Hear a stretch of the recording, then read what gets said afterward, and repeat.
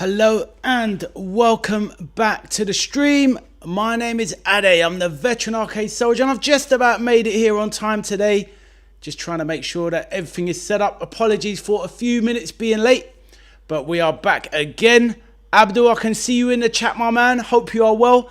Let me know if everything sounds all right, everything is all good, and I'll let you know the plan of action before reading any comments. Please let me know if everything sounds all right, Abdul. Thank you.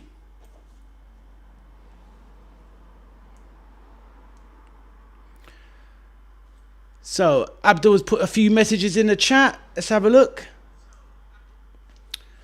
Iriola's press conference is now in America. That's right. Rest in peace, Kevin Keegan. Well said.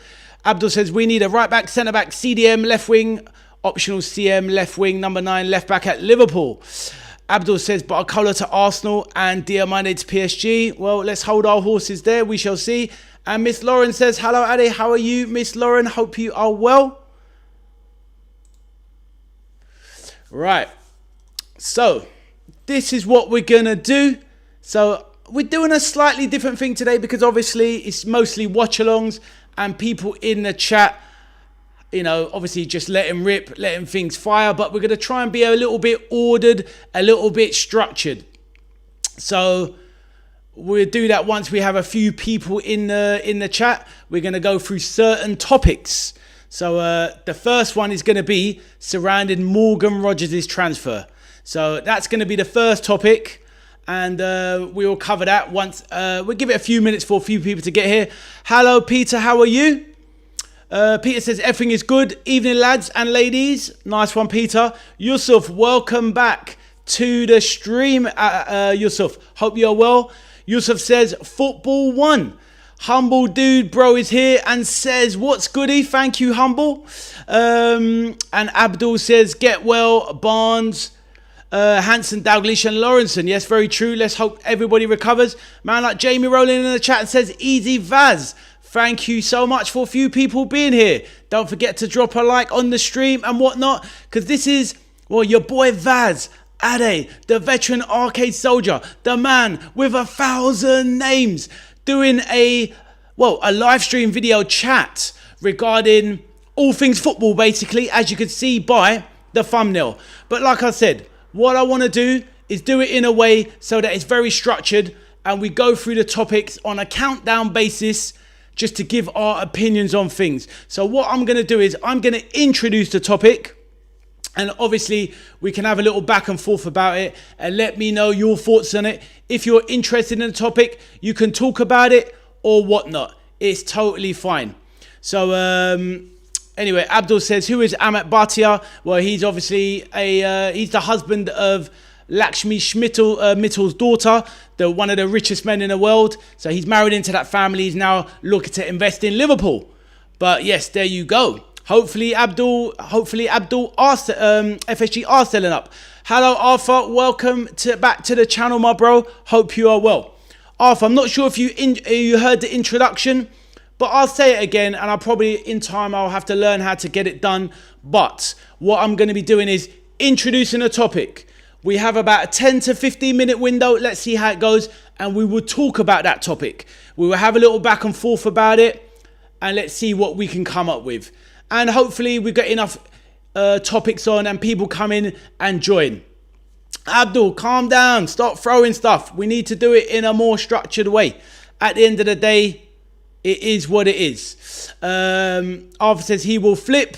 Samu Martinez, well, that's why we're going to discuss it. It's not about just quick bang, bang, bang. Otherwise, we won't get anything achieved. And it will just end up in anarchy. But yeah, Samuel Martinez is a young 17-year-old Colombian, Abdul, that Liverpool signed a few months back, but it's now just become official. But anyway, enough of that. Right, so we have a few people in the chat. First of all, how is everyone doing today? Please let me know. Yusuf, how are you doing, bro? Arthur, how you doing? Abdul, how you doing? Jamie Rowland, how you doing? Miss Lauren, how you doing? Peter, how are you all doing? Please let me know. I'm having a good day. Humble, I hope you're well. Thank you. And like I said, thank you to everyone for joining the stream.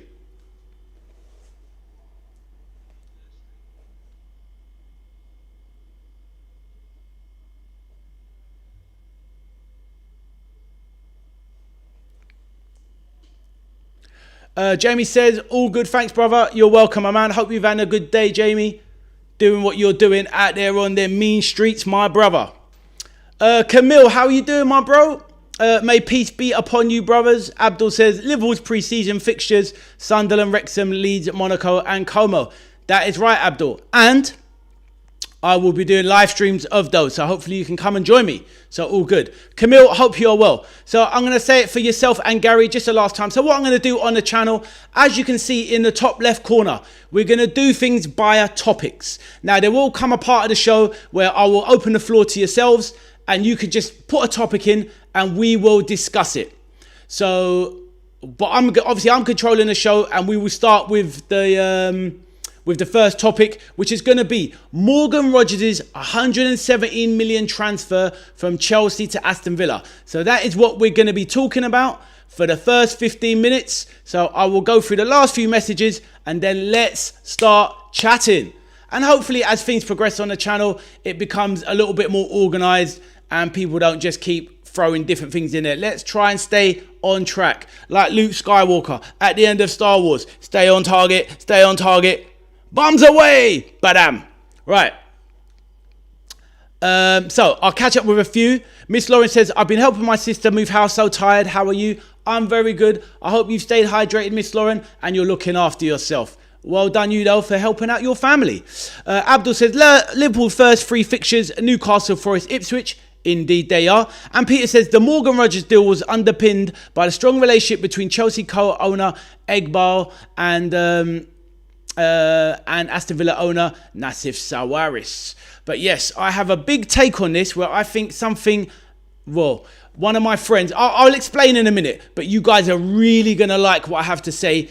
Honestly, it's literally a massive kind of semi-scam that Chelsea and Aston Villa are pulling. But I'll break it down for you afterwards. It's something that my friend pointed out to me. He works in he works in a lot behind the sport and he knows a lot about the game and he's got his eye on the ball with football finances. But anyway, for all of you that are here, like I said, don't forget, drop a like on the stream. You help out your boy here. Yusuf, hope you're good. So what we're going to do, we're going to dive into the topic now. So I'm going to start the timer and then I want some good conversation, a bit of back and forth, and let's just see how it plays out. So we start the timer. And let's go. 15 minutes on this topic. Right. So, as we know, Morgan Rodgers has basically just completed his deal from Chelsea to Aston Villa. Sorry, Aston Villa to Chelsea for £117 million. An astronomical fee. What are we thinking of this deal? So, you've heard what I've had to say. And then we can break it down a little bit. But I'd love to hear your opinions on it. Humble says, you're right. I do think Xabi did some convincing, didn't he?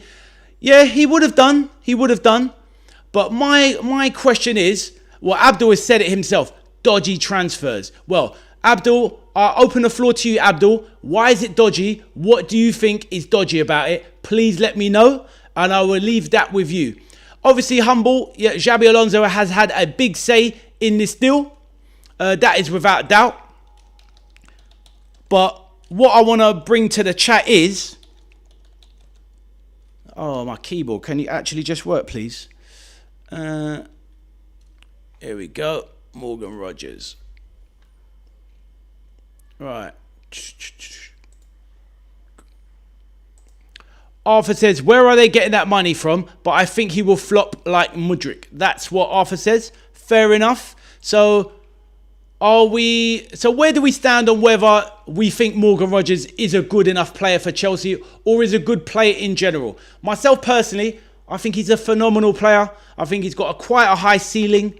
The 170 million transfer definitely got my alarm bells ringing, but I couldn't quite really place a finger on it. But I definitely feel he's about 27 million overpriced.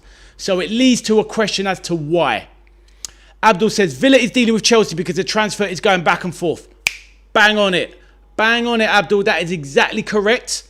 And obviously, that's going to come on. We're going to talk about that shortly. The other transfer, which is going the other way, which is basically Garnacho from Chelsea to Villa. But Abdul, you are bang on.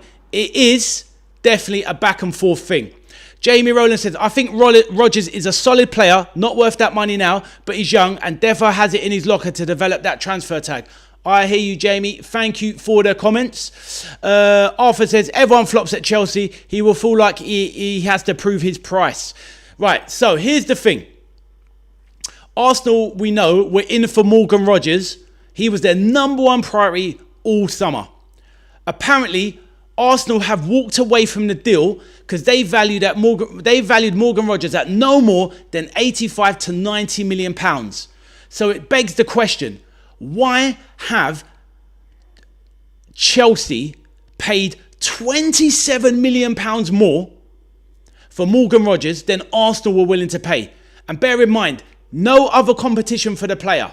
So logic dictates, if Arsenal were ready to go 90 million for Morgan Rodgers, their priority target, why have Chelsea not just gone in with an extra, say, 5 at that rate? An extra 5 million to seal the deal. But they've gone above and beyond 27 million pound more than where Arsenal were going to go to. So that in itself, number one, is fishy, first of all. But the penny didn't drop until my friend linked up the dots for me, and it is regarding the Garnacho transfer. But going back to the message, Abdul says, English quota, English tax and inflation, homegrown. Yes, Abdul, but you heard what I just said about Arsenal's valuation. Arsenal didn't value him no more than 90. So why would you go in, if you're Chelsea, 27 million more? So all of those things you've said are correct. English quota, English tax, inflation, homegrown. But the precedent was set. Villa knew the price that Arsenal were prepared to go to. So why would you blow it out of the water by such an obscene amount? Jamie Rowland says, Middlesbrough have 20% of all future transfer of Rodgers, so that must have factored in. Good point, my man. At the end of the day, Villa bought Morgan Rodgers from Middlesbrough for 8 million. So there is that, probably, like he said, a 20% sell-on clause, etc. But ultimately, should that not, let's say in another timeline, Rodgers goes to Arsenal for 90 million. Middlesbrough get 20% of the knock-on effect of the price. So it's like, obviously Aston Villa are trying to gerrymander an extra price here. But let's have a quick look at the player. Not that. It's not that image, and not that one either. Right, there we go. Right. No, we don't want that one either. Jeez. Flopped. Right, here we go. So this is his career to date so far. Now we've got different views in the chat of the quality of the player. Initially, he was a he's a homegrown product from the Manchester City Academy. He's been out to the Championship. He thrived. He had a loan at Lincoln City when he was a lot younger. He's obviously played at Bournemouth, which I didn't even realise. Couple of seasons there on loan. Didn't really pull up any trees. Obviously very young. Middlesbrough, 26 appearances, 2 goals, but it's obviously at Aston Villa where he's made his mark. 11 appearances in his first season, 3 goals. But then it's the last 2 seasons where he's really kicked on. Now, how old is Morgan Rodgers at the moment? He is he's 24 years of age, so still very young still. And he's last 2 seasons, basically he's been ever present in their league starting lineup, scored 8 goals 2 seasons ago and 10 last season. So decent statistics there from Morgan Rodgers. Obviously, you can see why Arsenal wanted him, and you can see why, obviously, Chelsea want him. Abdul says, English Premier League club over the odds prices. Yes, Abdul, very true. But this is just way above the odds. This is 27 million pounds over the odds that Arsenal was meant to pay. And that's what I'm saying. So Humble, thank you for your comments. Hummel says, it does seem a little strange since he plays a similar role to Palmer, but he's very strong, pretty unique. Whilst he hasn't performed the best at the start of the season, he's still a solid player. Fair enough. Thank you for the comments, Humble. Now, me personally, would I take him at my club, Liverpool? 100%. But I was always quite a bit bemused as to why Arsenal wanted him, seeing as they play, with 2 wingers left and right. This guy is not a left winger, but obviously can be deployed there in short stints as a winger. But ultimately, he is a left-sided central attacking mid or a 10 as it were, but one that likes to drift off the left to get onto that hammer of a right foot and lashing goals from 20, 25 yards. Now, so we're into it. So where are we standing on? I want to put a poll in the chat. Start a poll. Is he worth the money? Yes or no? Let's start the poll with that. Ultimately, it's a buyer's market. It's a buyer's market. You get what you get what you pay for. And if you believe something, if you believe a bag of apples is worth £10, then it's worth it's worth £10 to you. But in this case, do you think he's worth the money, and do you think he will prove value at that money throughout the course of the contract? Please let me know. Abdul says Morgan Rogers, no. Humble says, I feel like people said similar things regarding the price when it comes to players like Declan Rice and Caicedo initially, but their performance shows that they were sick. Simple as, Good point from Humble there. That is a very good point. Which is why I asked the question, because obviously, thank you, Humble. This player, Morgan Rogers, is in and around the same price range-ish of Declan Rice and Caicedo. Now, obviously, those two were 2 seasons ago. So with a little bit more inflation and being an attacking player, 170 million doesn't really stink the place out. But like I said, Arsenal were not prepared to go as high as this. So I just don't understand is, let's say, for example, people in the chat, Arthur says Declan's worth 160. Fair enough, Arthur, that's your opinion. Now, to the chat. I'm selling you my car for £90. You think my car isn't worth that much? It probably isn't. It's a crap box. But let's just go with it. I'm selling you my car for £90. You don't want it. You think it's overpriced. And then you find out later on that the Donny down the road has offered me £117. And I only wanted £90 off you. What are you thinking about that deal? You tell me. So that's obviously a scenario that we have here. So I'm just not sure why. Well, I know why now, because like I said, it's become clear to me. But this is why I wanted to have a debate on it. And obviously, when we go on to the next topic, you will see why. So what have we got here? How many have voted on? Let's have a look.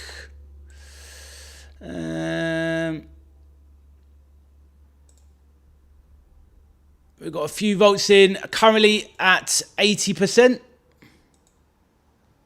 80% say no.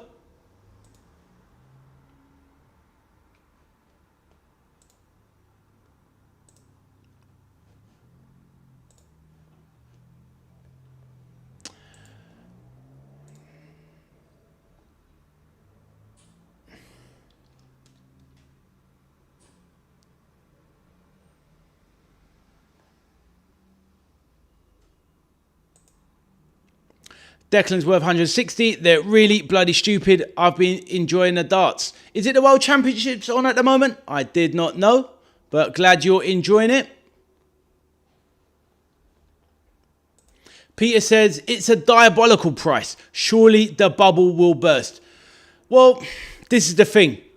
When we go into the next topic, which is going to basically be about a transfer going the other way, then maybe it will make a bit more sense, and then you can see whether you believe the theory that I put together somebody else put it together for me, but it makes a lot of sense. And let me know what you think. Right. Arthur says it's the world match play. Enjoy. Right, so we've had 8 votes on it now, and it's quite a vast majority saying 75% are saying no, definitely not worth it. And that he probably will not fulfill the price tag. So, okay, on that note, let's bring the Morgan Rogers one to a close. That is fair enough. Let me stop the poll so we can get the definitive answer up, and then we will go on from there. But But yeah, you enjoy the match play offer. Hopefully you enjoy it, my man. So yeah, the final poll result on Morgan Rogers. Is he worth the money? Yes or no? No, 75%. And yes, 25%. So pretty conclusive there that people don't think A, he's worth the money, or B, will live up to the price tag. So fair enough. Right, on to the next section. Right, let me get up the next one.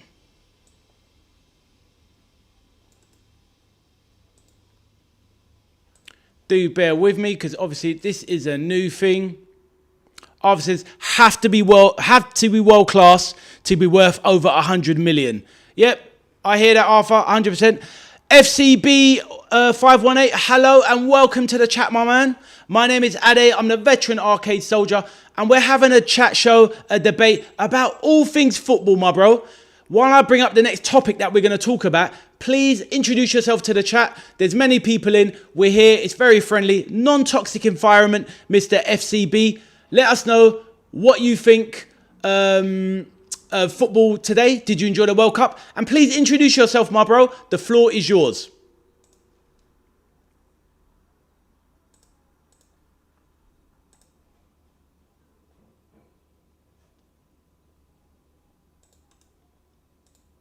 FCB, introduce yourself, my bro. Please do.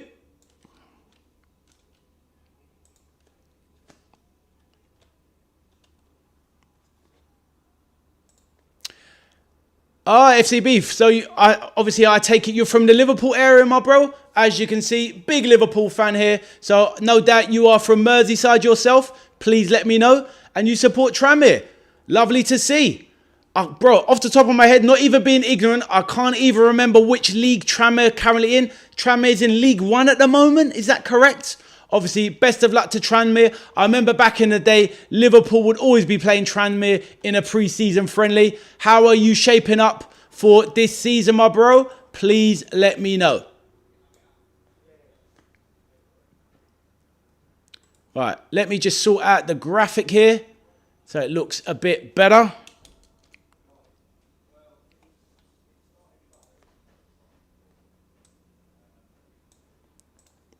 Right.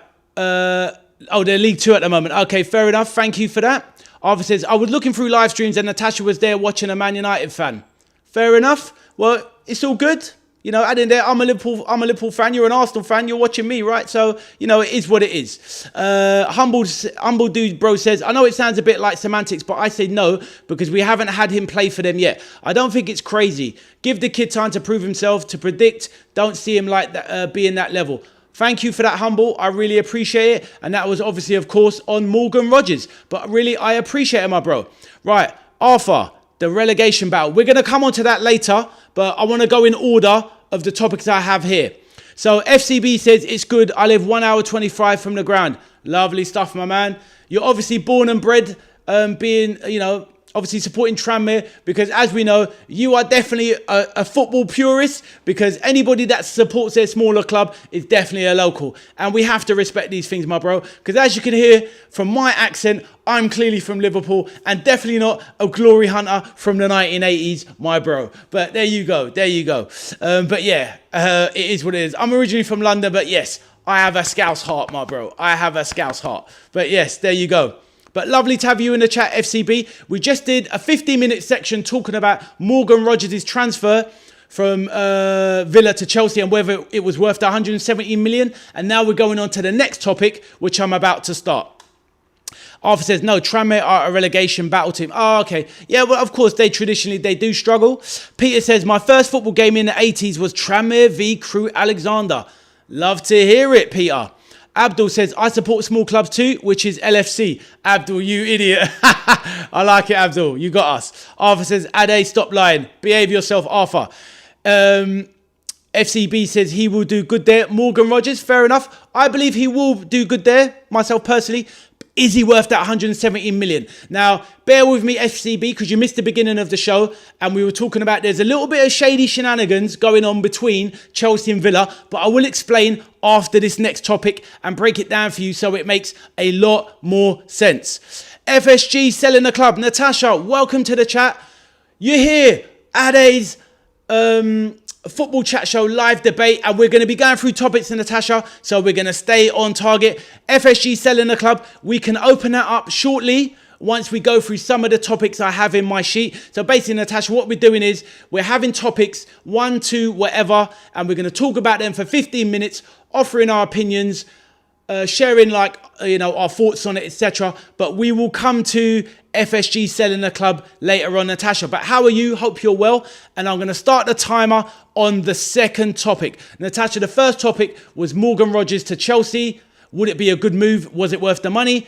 Most of the chat voted. They think it's not going to be a great move and not worth the money. Right. So I'm going to start the timer on this one, and we're going to talk about it.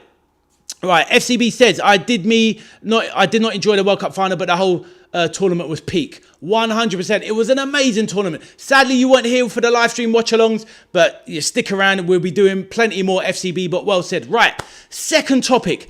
Garnacho on loan to Villa. Good move. Over to you, people.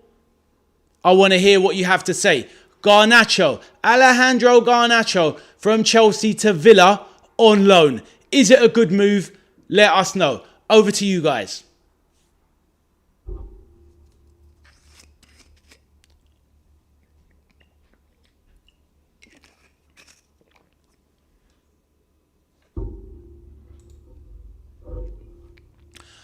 Arthur says they got rid of him.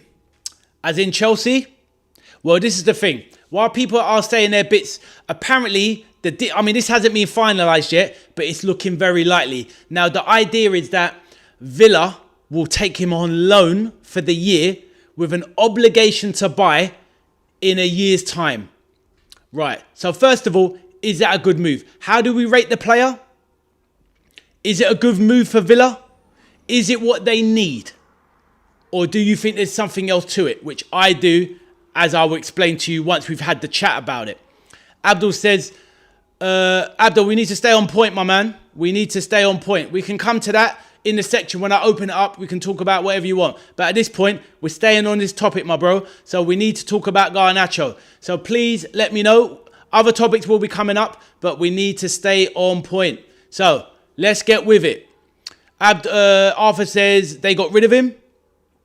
FCB says, I thought it was ruined by politics I don't want to get into. Exactly. But anyway, we can come on to things later on. Let's stay on the Garnacho train, please, people. Peter says, something off with Garnacho. Got a lot of pelters from United fans. Me personally, rating the player. I think Alejandro Garnacho is a very substandard player. I'm not understanding at all, footballer-wise, what Aston Villa are thinking. But I do have a story. I do have a reason for this transfer and why it's going ahead. Now, when I thought about after my friend explained it to me, it makes a hell of a lot of sense. And I'll break it down for you. But in the chat, Arthur is saying Garnacho is so bad. Abdul says Garnacho is trash. Arthur chimes in again. He is ass. FCB says he's arrogant and awful. Right. So we've already had 4 straight slating opinions of Garnacho. Like yourselves, I go in on him. I don't think he's a very good footballer at all. I think he is, at best, bottom 5 of Premier League level, maybe Championship level. Probably bottom half of La Liga level.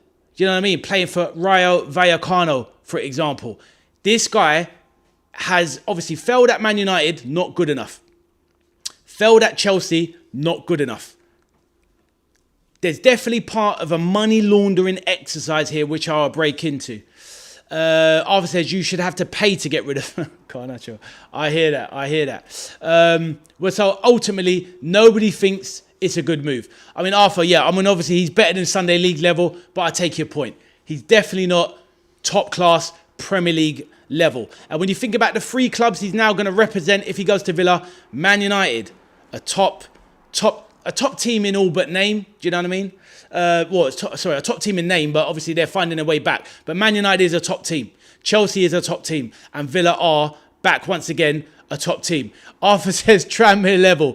FCB, would you take him at Tranmere? That's an interesting one. Would you take him at Tranmere? Right, so I'll put a poll up on this one.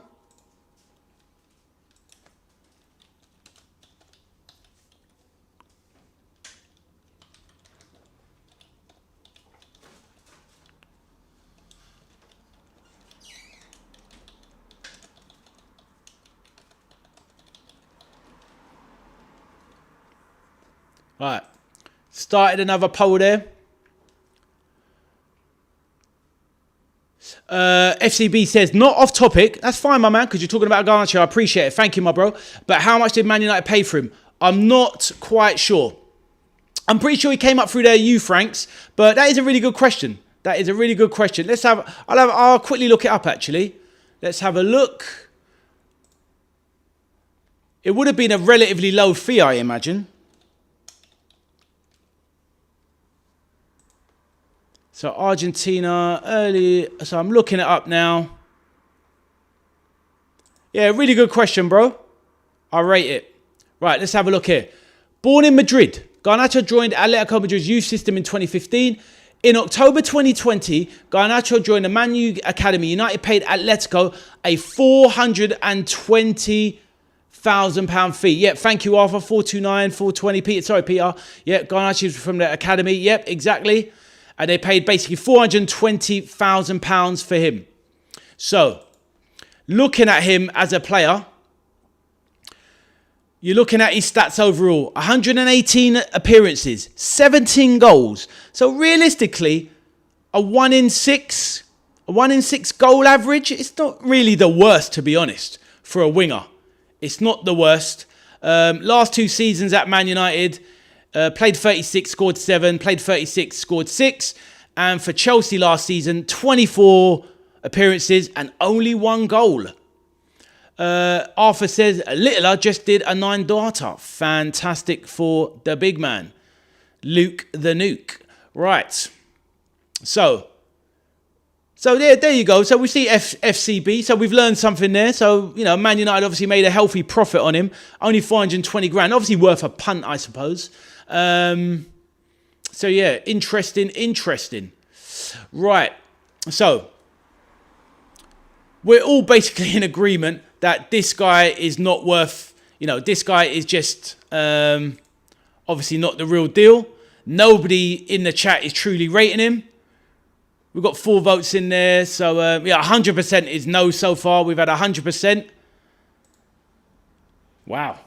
Strong on Garnacho. Let's have a look. So I've had 6 votes on it. And I think that's probably that's all we really need on this Garnacho. Actually, if you're ready to hear me out, now this is why. Actually, let me go into it now. I'll close the poll and then I'll explain what my friend broke down the move for me.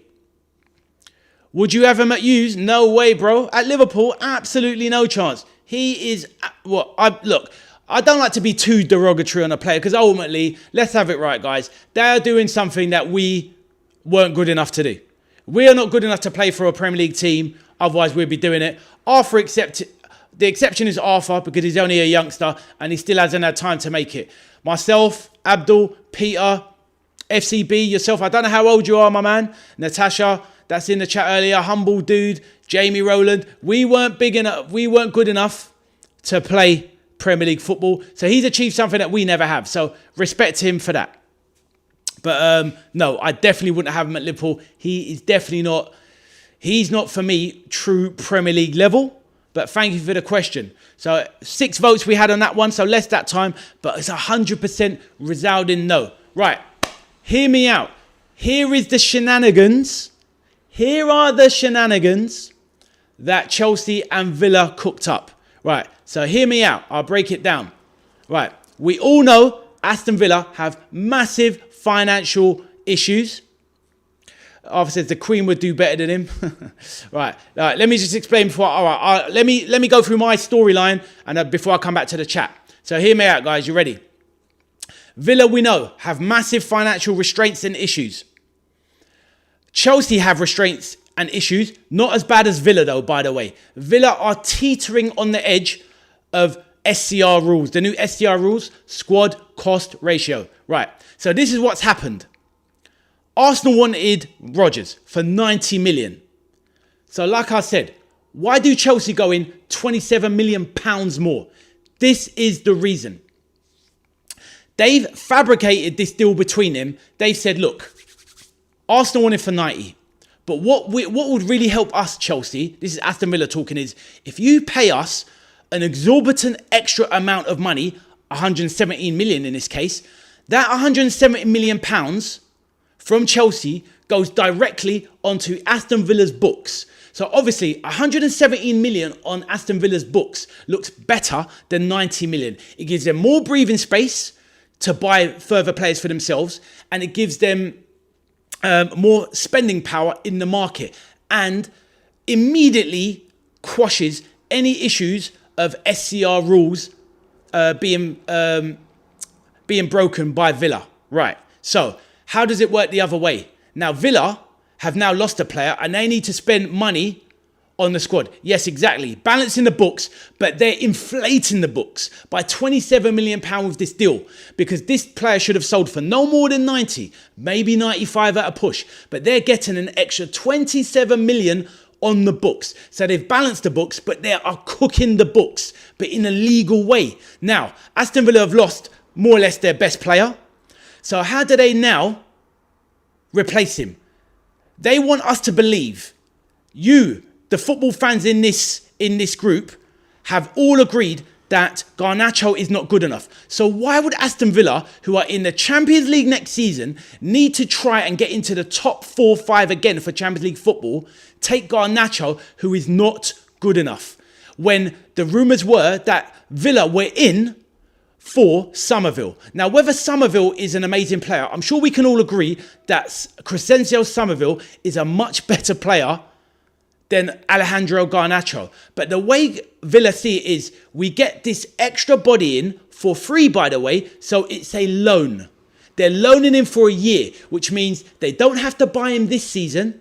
It's an obligation to buy him next season when their finances are an even rosier place, because like I said, 117 million's come in, cook the books, and then you get a player in, Garnacho, which you can use for a whole year for free. You don't have to spend any money on him, meaning your books are in a better balance because you haven't had to pay out 45, 55 million for Somerville.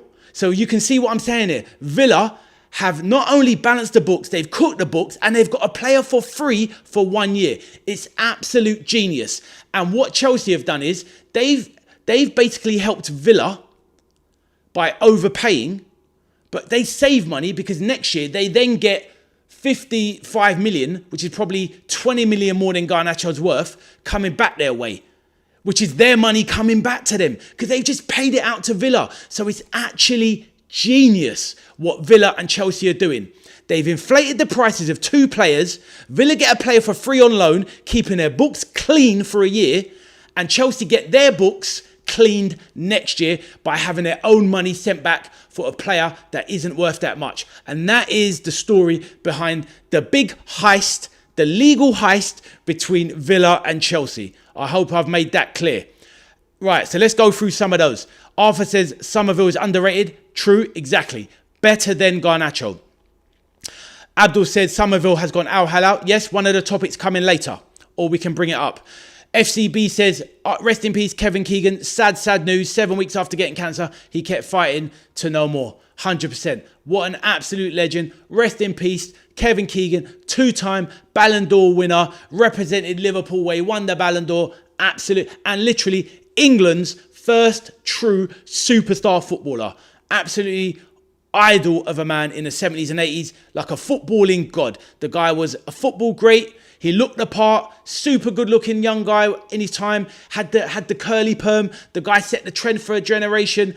All the women loved him. He was top at football. What more can you do? The geezer led a life. And on top of that, he was actually just a really nice man and a legend in the game. Did great work for loads of other teams. Went to Hamburg, won the German league there. He was Ballon d'Or winner over there as well. Comes back to England, does bits for Southampton. He's an absolute legend. And obviously went on to have the most famous quote in Managerial Conversation where he's like, he ranted at Alex Ferguson at Man United. I love it if we beat them. I love it. Yeah, absolute legend. Right, Abdul says player trafficking. That's exactly what it is. And loophole tactics, 100%. So anyway, thank you for sharing that topic there. Right, I'm going to pause it there. And let's pause that. We're going to reset it. So what I want you guys to do is, first person in, give me the next topic. What are we going to talk about? Go for it. Let's make it an interest one so we can dig our teeth into it.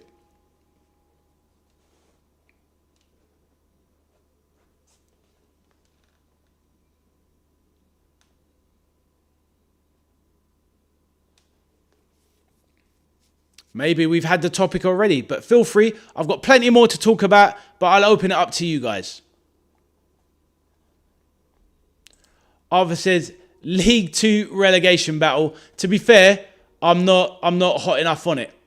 But Peter says, it'll be Chelsea's caper there in London, aka the global capital of dodgy deals. 100% Peter. I mean, hopefully I kind of broke it down well enough for you to come to the similar conclusion that I came to. But like I said, one of my friends, he broke this down for me and explained what these shady clubs were up to. But it is all legal. Abdul says, are Liverpool serious in winning the Premier League and Champions League? Right. One sec.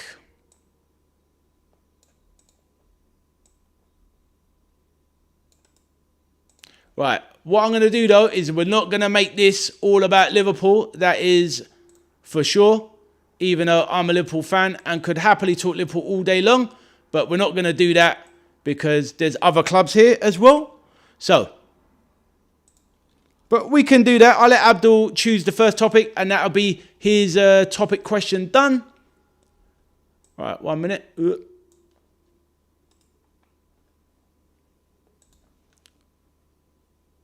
right, 1 minute.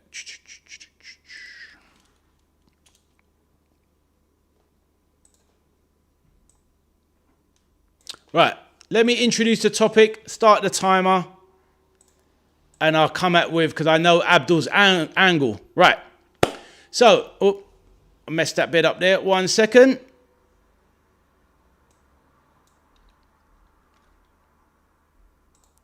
Right, Natasha, if you're there, it will be good to hear her take on it. Right, topic 3, which has been put in by Abdul, is, are Liverpool serious in winning the Premier League and Champions League? Right, now, the reason Abdul has asked this question is because because he's frustrated with a lack of transfers. So he's asked with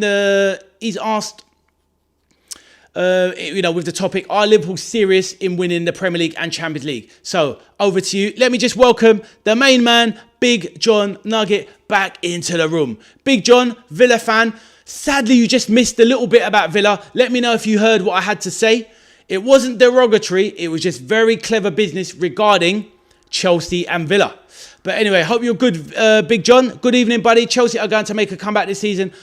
I believe you might not be far off it, my man. But we will come to that another thing. Big John, what we're doing, we're going through topics where we can throw the questions out. I'm leading, obviously, the chair, and I throw the topic out, and we all talk about it, offer our opinion, and go from there. We're now on topic 3. The first ones were, well, maybe you can watch back the earlier part of the video and see, but we're now on topic 3.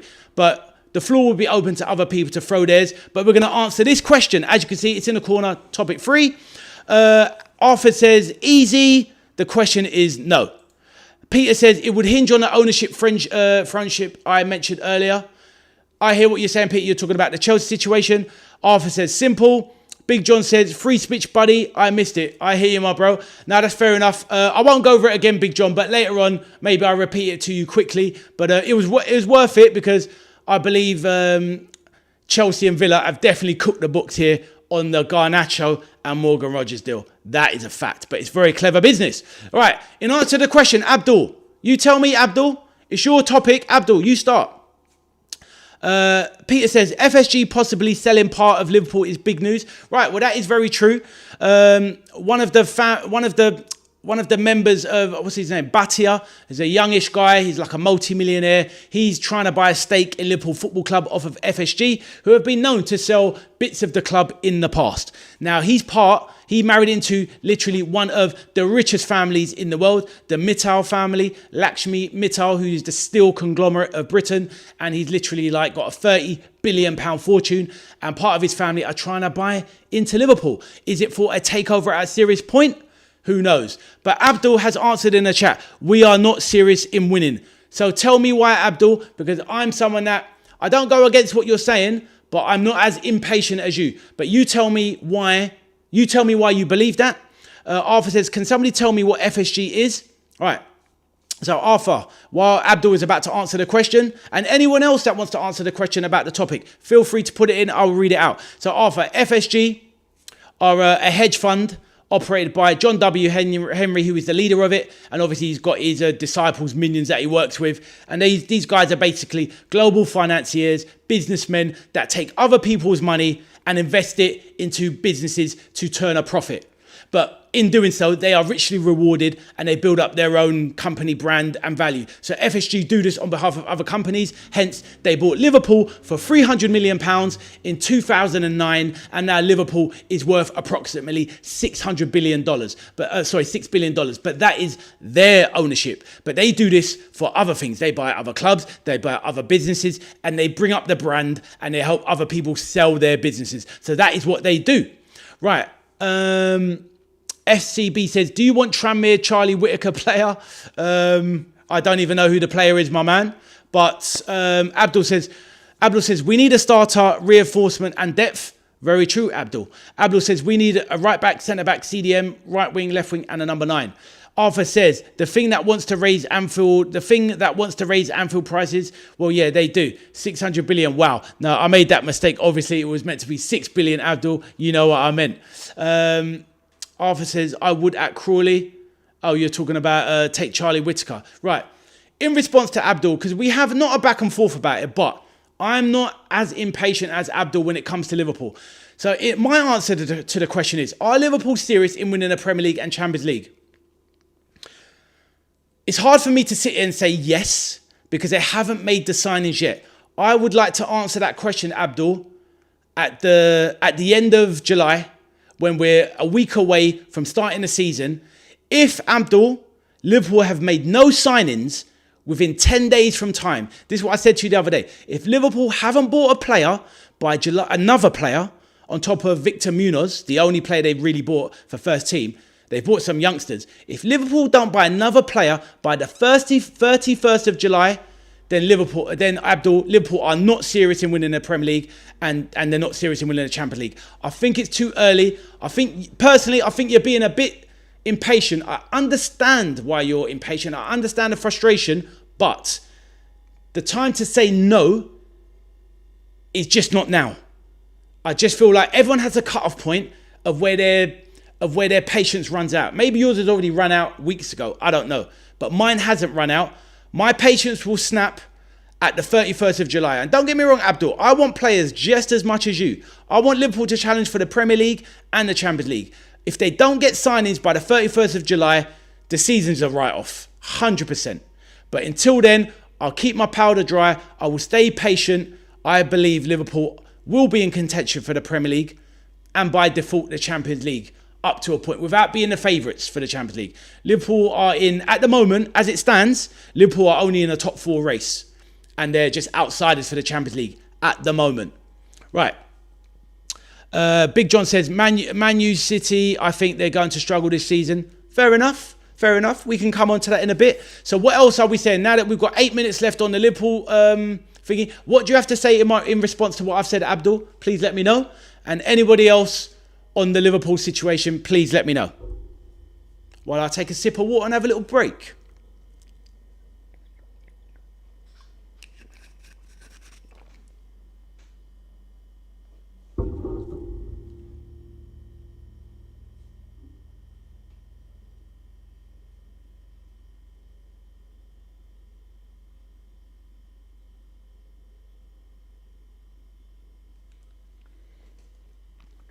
Right, Peter says, I think FSG are using two of the top banks to value the club. Beefy valuation, not a million miles from the Chelsea Villa strategy. I hear that, my man. Very true, Peter. That is very true.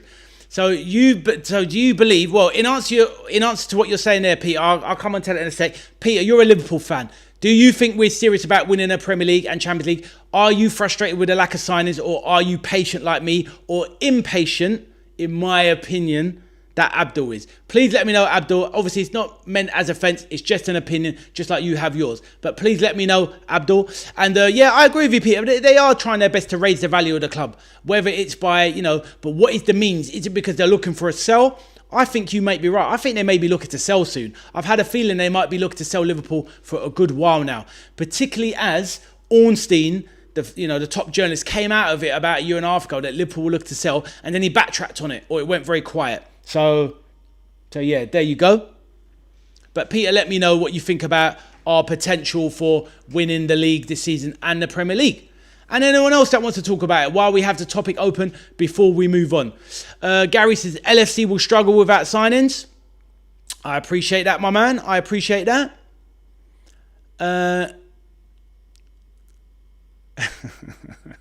Abdul, don't be a fool. I hear that, my brother. I know you're tougher than that, my brother, but it's all good. Abdul, you joker. But yeah, but honestly though, do you think Abdul, do you think I'm too patient, or do you not believe that you're impatient? Because honestly, in my opinion, you've got you know me well enough by now. I do believe you're a little bit impatient, but I do understand it, my bro. I'm gonna make a poll here. Hold on. I was going to make a poll saying, do you think Abdul's an impatient Liverpool fan? But I'm not going to do that.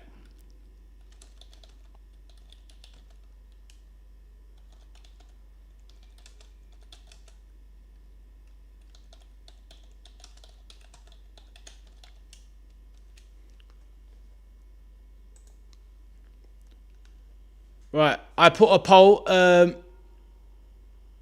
Arthur said, still a month of the window. Well, this is it, Arthur. At the end of the day, the teams have gone out on tour.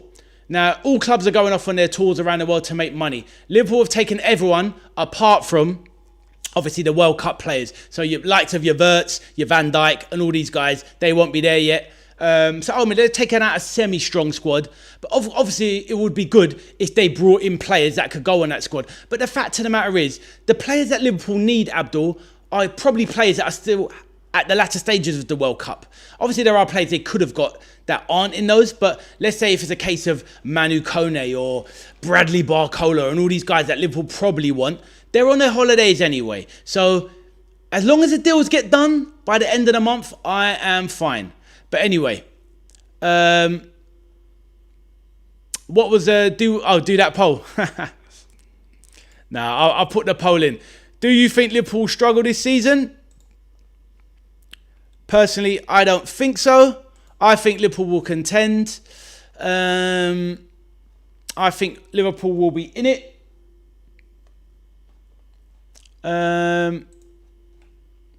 Big John says, Liverpool won't struggle. As a Villa fan, unbiased. Thank you, John. Appreciate what you're saying there. And it is literally all about opinion. I don't think they will, John. I don't think they will. And, I'm very interested to talk about Villa in a bit. I wish you'd have been here for the first two questions. But, it is what it is. But we can talk about Villa shortly. We're going to the next topic very shortly. Peter says, no, I have the patience. The need for winning every game is unrealistic. I think the city of Liverpool are losing their team to global business is my worry. Do you know what, Peter? You're spot on. And we spoke about this before when we first met. I make you right. It is exactly that. Rachie, welcome back to the channel. Lovely to see you again, my dear. Hello, Rachie says, just listening for now. Rachie, of course, welcome for as long as you can stay. Always a pleasure, my dear. So basically what we're doing on the show is we have topics And we have a 15-minute countdown, as you can see on the screen next to my face, that we put up the topic. I put up the first two. The chat put up the next one. The chat is now going to put up the fourth one. And what we do, we debate it, we talk about it, we thrash it out, we come to a little opinion on it, have a little poll on it, and just basically share our knowledge on it. So that's what we're doing, Rachie. We've covered a few topics already regarding Morgan Rogers and Garnacho from Chelsea to Villa. Were they good deals, etc. So yes, lovely to see you again. Don't forget to smash that like button, everybody that's joined since. Arthur says, Dalman or Engamoa. Right, so what we're going to do is, I'm going to close off the poll, and then we'll open up a new topic. To be honest with you, Arthur, I don't see the point in comparing two young players that have barely played any games. What's the point? They're both really good young players. There's nothing outstandingly different between the two. They're both just top young English prospects. Who cares if one is slightly better than the other? Like, what does it prove? This isn't like a, for want of a better term, a penis measuring contest. It's not about that. So we're not going to do that one because it's not really about debate. It's just a load of old nonsense, in my opinion. Right. Sorry about that, Arthur, but the facts are the facts. Right. So we're going to end that poll. And the results are, do you think Liverpool will struggle this season? No, 75. And yes, 25. I can guess that Arthur was definitely part of that 25 because he's a schmuck. Right. Espresso, the main man, is back in the building. Big ups, just listening. Also, I hit the like. Let's go. Thank you, my bro. And yes, Espresso, I hope you let me know, Espresso, if you just heard what I said when I was explaining to Rachie what we're doing on the format of the show with the topics. Right. Abdul says, no, Abdul, you've had your one, my man. We've got to open the floor to somebody else to have their topic. Abdul, you can come around again with another topic, but Espresso said Liverpool will struggle. Yeah, and I used to like you. Espresso, but now you're on a naughty. Now you're on a naughty step, my bro. But nah, I respect the game. I respect the game. Arthur said, I said no, actually. Fair enough, Arthur. I respect. You're probably lying to my face. Right, Abdul, you can't have another one, bro. You already did one. I want somebody else to offer a topic. Abdul, we can come on to these. No problem. Espresso says, sorry, I voted not struggle by mistake. No problem, my bro. Sorry, Abdul. You have your say again, but I can't let you dominate the floor like your prime Brock Lesnar. Right, anyway. So, anybody else with the next topic, please let me know. And I will type it in and we will go from there. Anyone? Rachie, do you have a topic? Big John, do you have a topic? Humble, if you're there, do you have a topic? Anyone? Take the floor. Let me know.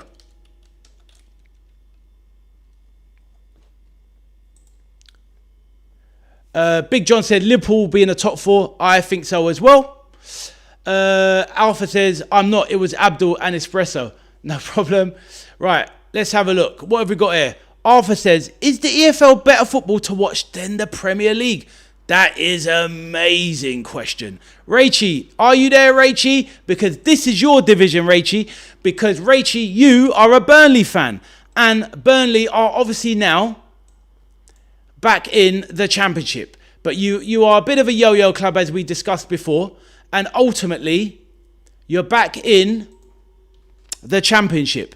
But you, as a fan, are used to watching Premier League football.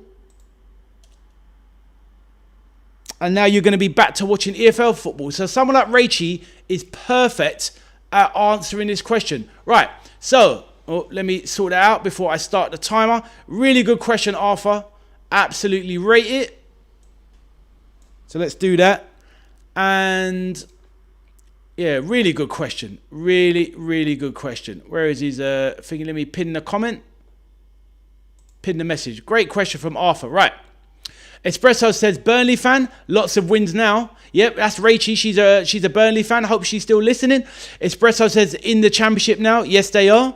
Right, so Arthur's question was, topic 4, is the EFL better football to watch than the English Premier League? Right, let me start the countdown.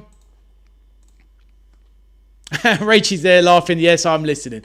Right, okay. Right, so you heard the question. Right, let me answer it from my perspective. Now, I'm not someone that watches loads of the Championship.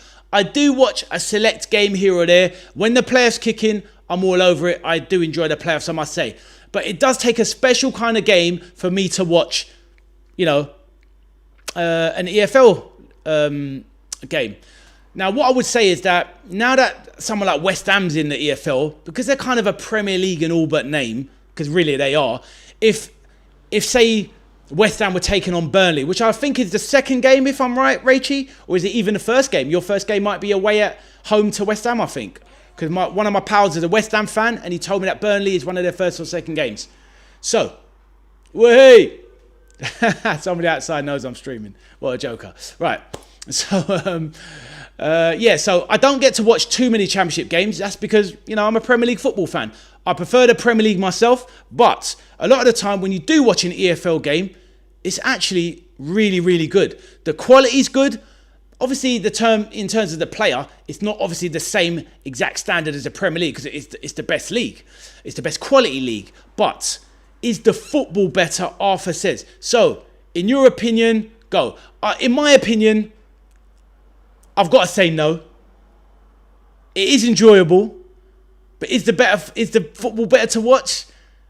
Quality-wise, no. Entertainment-wise, possibly. No VAR as well, by the way. So you still got that traditional feel to it. So in my opinion, do you know what? You got me there, Arthur. It's a bit of a 50-50. In some ways, I don't probably consume enough Championship. Now, is there anyone here that watches a lot of Championship? And what is your opinion on it? You've heard mine. Over to you guys. What about you, Arthur? You watch women's football as well. Probably watch a bit of Championship. Let me know. And Rachy, now that you're back in the EFL, what is your thoughts on it? Obviously, I suppose it depends on your club. Because now that, for example, Burnley's back in the Championship, you're going to win a lot more games than you were in the Prem. Hence, is that making it more enjoyable for fans as well? Arthur says, I watch EFL too. Fair enough. Fair enough, Arthur. So Arthur says, I think going to a League 2 game is better to go to than a Prem. Arthur, I respect it. Arthur says he watches EFL too. Fair enough. Rachy says, teams have the chance of the ultimate step up to the world's top league. Fight. Ha ha. Yeah, I hear that. So, Rachy, does that mean you enjoy it? You enjoy the EFL more then? Is that what you're saying? But, Rachy, I'll put it back to you. Is that because a lot of the time, when Burnley are up in the Prem, they're getting battered and they struggle to score goals? Obviously, the Sean Dyche era and obviously the Scotty Parker era where they always struggled to score goals. Ultra defensive, went down, didn't really enjoy stuff. Whereas obviously when you had, I was about to say Vince McMahon in charge, bloody what's his name? Ex-Manchester City, Bayern Munich boss.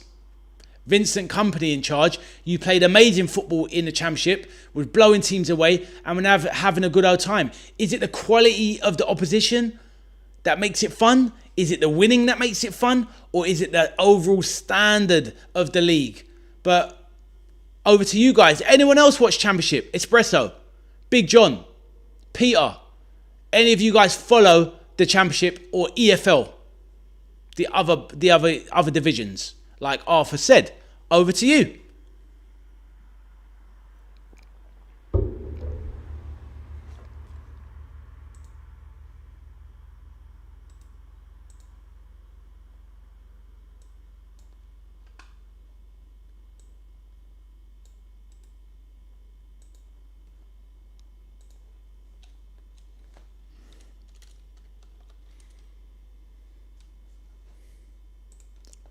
Arthur says, oh no.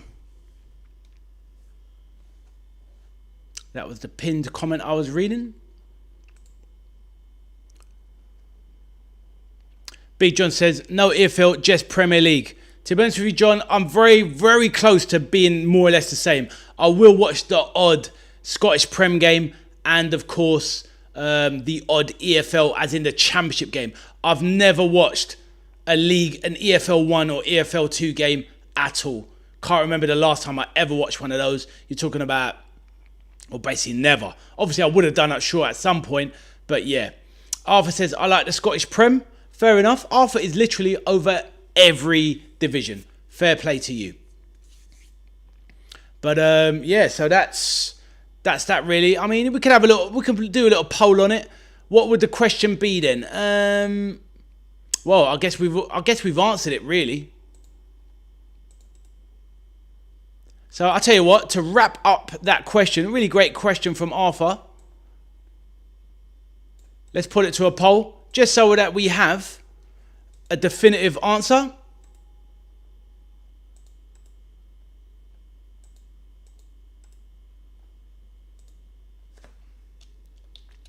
And Peter says,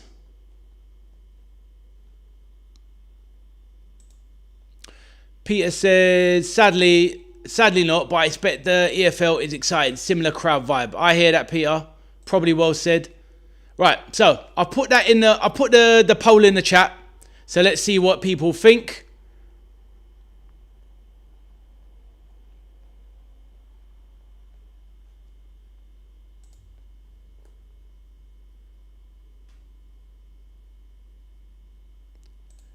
It might be hard for, because if people don't watch it, then it's like, how can they...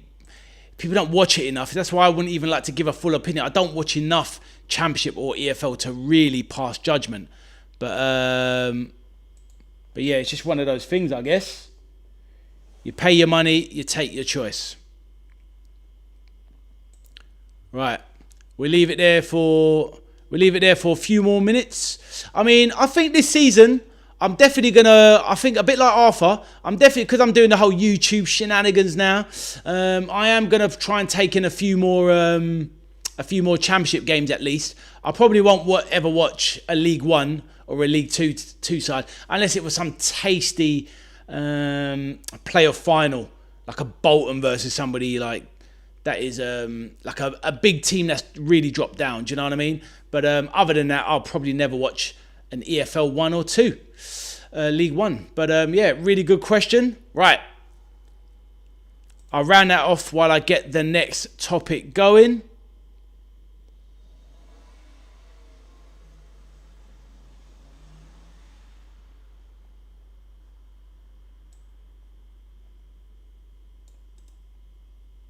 Right. I'm going to set the agenda with the next topic. So I'd like to get everyone's opinion on it.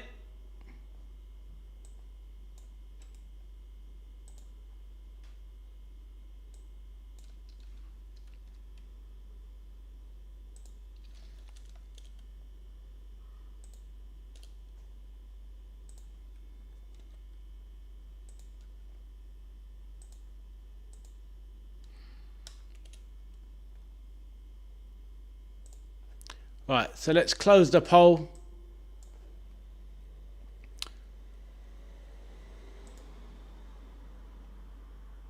Right, we're going to end the poll on that one. Rachie says, sorry, I do have input. I'm just listening as I do some jobs. You're like my radio therapy. No problem. I just added in the therapy. I appreciate you, Rachie. That's fine. Don't worry. If you don't have to vote, you don't worry. You can listen away and all good.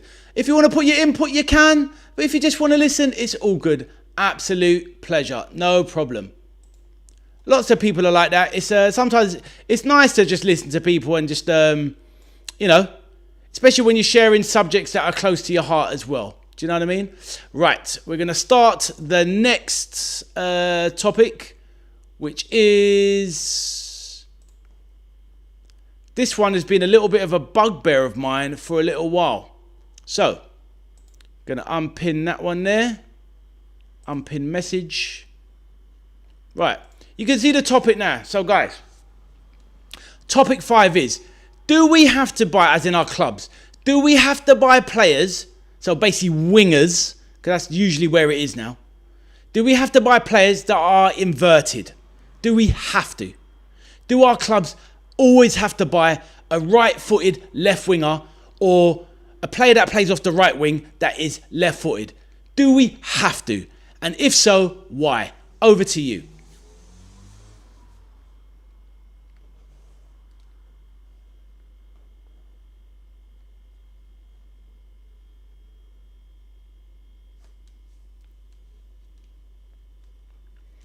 while people are waiting to respond, I think it's not a craze, but I think it's something that's gone too far. I don't believe that a player needs to be inverted anymore. I believe the days of, I feel Ronaldo and Messi have taken it to a level where now nobody can look past it. We had it at Liverpool, like my team, for 6-7 years, and we still got it now. 9 years, sorry. Mo Salah there. Inverted left-footed winger playing on the right wing, because obviously that's where most of the goals from the team come from.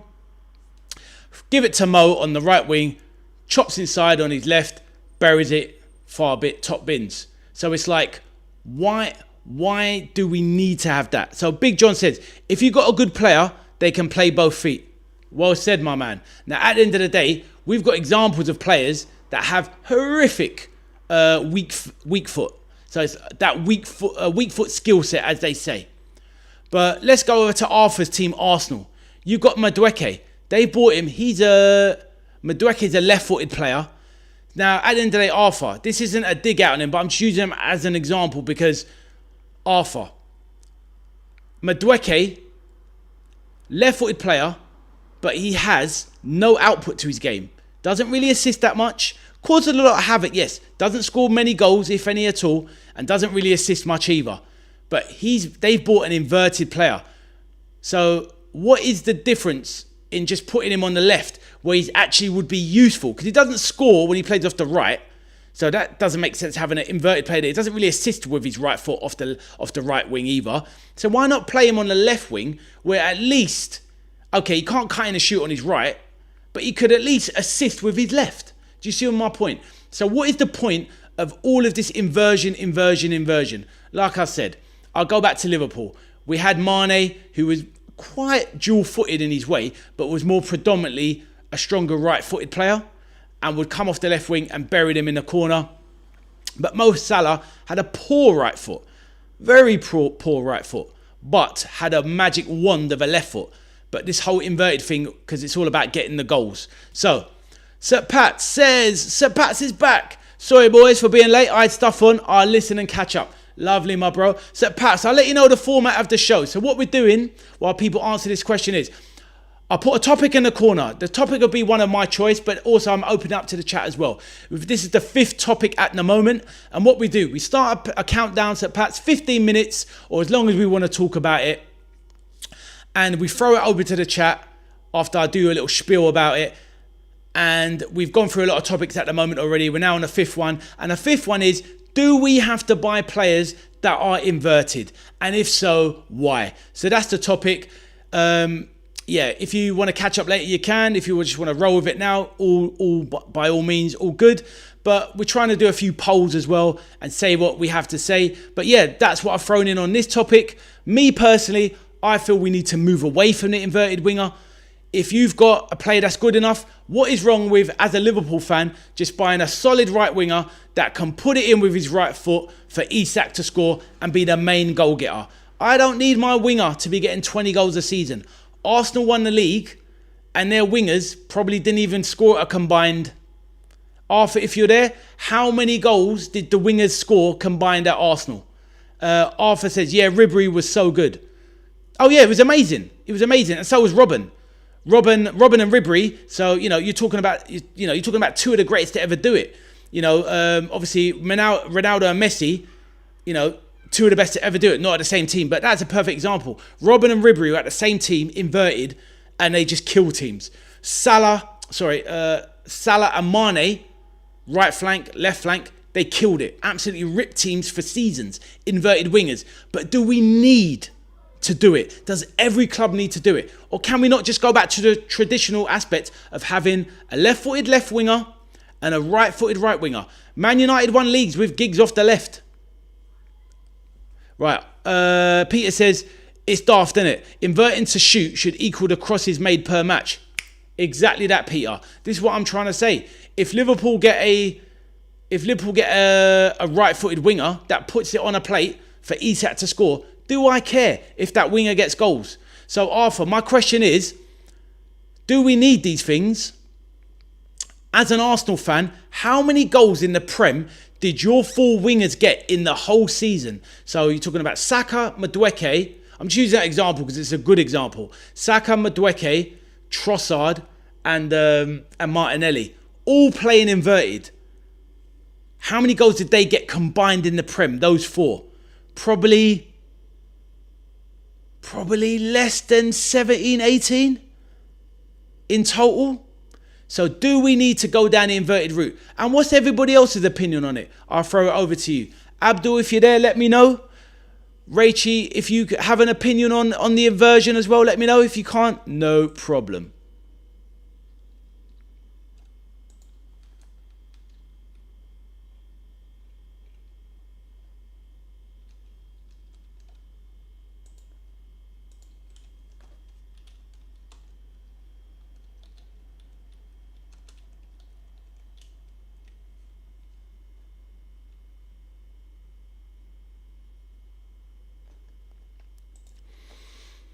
Arthur's come back with Martinelli 3, Madueke 3, Trossard 6, and Saka 7. So 19 in total. Obviously, Saka doing the brunt work. And I was actually estimating in my head about 18. So yeah, 19 what it is, which is obviously not a crazy... Yeah, thank you for the reference. So Arthur says, Gyökeres on his own got 14, which is a reference. I don't know what Kai Havertz got. Obviously, he had a bit of a... dodgy season in terms of a few injuries here and there. But, so they've got 19 where the main strikers got 14. But this is the point, Arthur and chat. Arsenal, 4 inverted wingers, 19 goals. Nothing crazy. If we look at the seasons where Salah was ripping up the league on his own, Salah would be getting 32 on his own. But obviously, we'd have a striker in Firmino would only get 12. So... it's that kind of thing. So is it more beneficial to go down an inverted route, or is it just about the quality of the player you find? So if you do get another Mo Salah regen, or like Arthur says, a Robin or a Ribery, it probably is worth forming your team in that structure and going for it. But I think most teams are always going to struggle these days to find wingers of that kind of quality that can get those kind of numbers. Because, on an average Sadio Mane season, he would get 16 to 22 Premier League goals on his own. And that's Sadio Mane, let alone Mo Salah, who would always get 25 plus, no problem. Peter says, being unpredictable as to cross and shoot is better than being predictable doing the one thing. Well, yeah, exactly, Peter. I'll make you right. Now, don't get me wrong. Mo Salah could be tricky and go on the outside, but you always knew what he's going to do. He's coming in and he's shooting on his left. You just couldn't stop him. Whereas other players like your Madueke, no, I'm not trying to pick on Madueke, but, you case in point, you know what he's going to do. Actually, no, he's very good. He's very tricky. He will put things in It's usually just his final ball. Minter, for example. I don't want this guy at Liverpool, but this guy is very one-footed. He'll always cut in, shoot, and he's got no left foot, and he won't put anything. He's got no right foot. And he won't put anything on a plate for anyone. He just come in and shoot off his left. So, it's a very interesting topic for sure. Very interesting topic for sure. But let's put it to the vote, and let's see.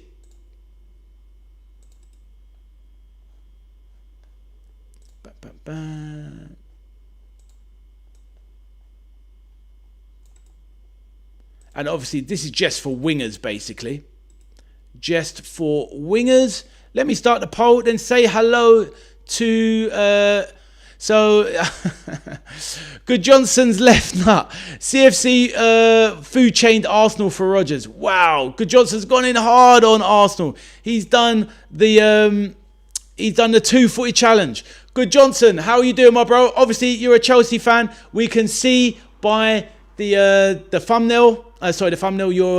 Your badge. So we've got a blue in the chat. Welcome, my man. I'm a Liverpool fan. My name is Ade. I'm the veteran arcade soldier. Welcome to my channel, my bro. Hopefully you'd like to stick around.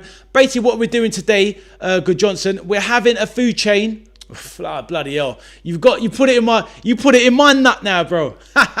Yeah, you put it in my bonds about the food chain and Arsenal. Yeah, CFC have definitely done a number here, but where I think they've what they've done, CFC, and please let me know. I think they've done an incredible bit of business. They've used some high-level legal accountancy, CFC, to basically buy Morgan Rogers for an inflated price, knowing that they're going to give out Garnacho for a year on loan. Next year, they get a big fee back for Garnacho, which will kind of help them, balance the books up. So they're basically balancing each other's books with an inflation tax. Very, very clever business with Villa and Chelsea. But Good Johnson, obviously you're a Chelsea man. What we're doing on my channel is we're having a topical discussion. I put a topic up in the corner. We have a 15-minute countdown and we talk about it. It's a non-toxic environment, of course. You've got players, we've got people in the chat that support different clubs. We keep it friendly, it's all a laugh, but it's all about keeping it moving and sharing good football knowledge, stories, opinions, and chat. So that's what we're all about, Good Johnson. Hopefully you like it. Stick around. Feel free to like and subscribe and help your boy out. Right. Reading the next one, Pat says, yep, talking wingers seems PSG have lost interest in Diamande. Possibly so. Pat, we'll see how it goes. I don't think Liverpool's going to be coming back in for him. Arthur says, glad you took him. He will flop like all your other 100 million players. Arthur is a young Arsenal fan, and he doesn't think that Morgan Rogers is good business. What says you, sir, about the business that you've done buying Rogers? Are you looking forward to him playing in the blue of Chelsea? And do you think, honestly, that is a good signing? Good Johnson, please let me know, my bro.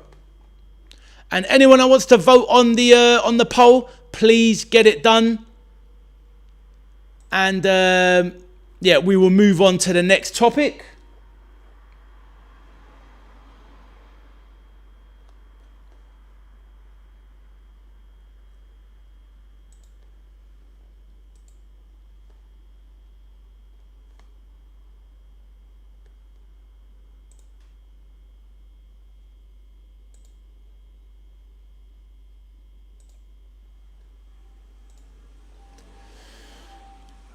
Cameron says in the chat, it shouldn't matter about the inversion. I agree, my man. I agree. I do. Good Johnson, let us know what you think, my bro. And do you like the format that we're doing? What is your opinions on Morgan Rogers to Chelsea? Before we move on to the next subject. Right. I'll open up the floor. Does anyone want to give me a new topic to put in? I am all ears. Please let me know. And that is what we're going to do. If nobody has an idea, then I will put in the next topic, basically.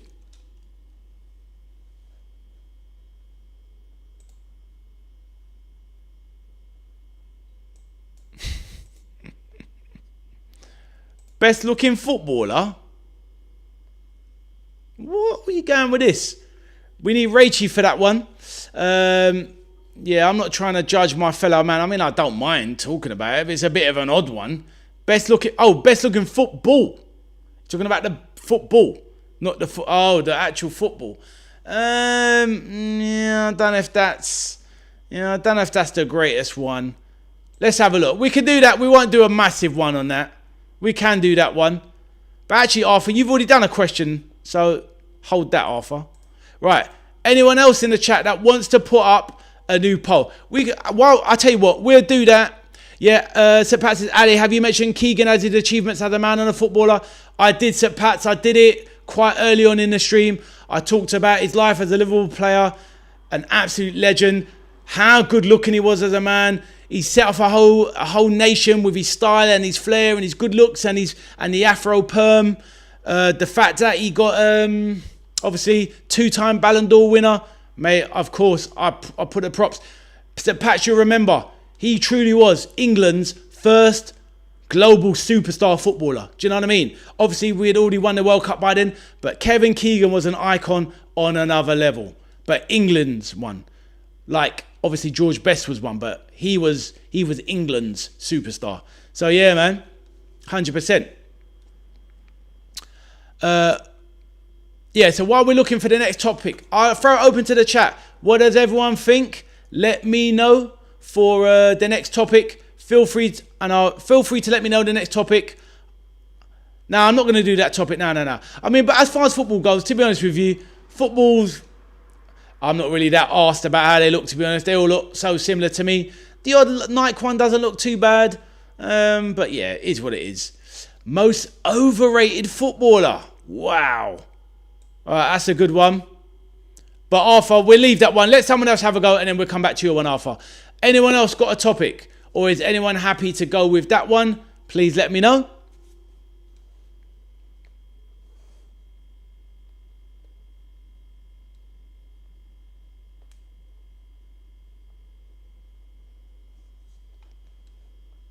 Gary says, good one. Anyone else want to do a topic? So Pat says, Arthur made a good suggestion. Okay, cool. Let's go with it. We'll go with that one then. Arthur's got another one. Cool. So we'll pin that. Let me just change it up there.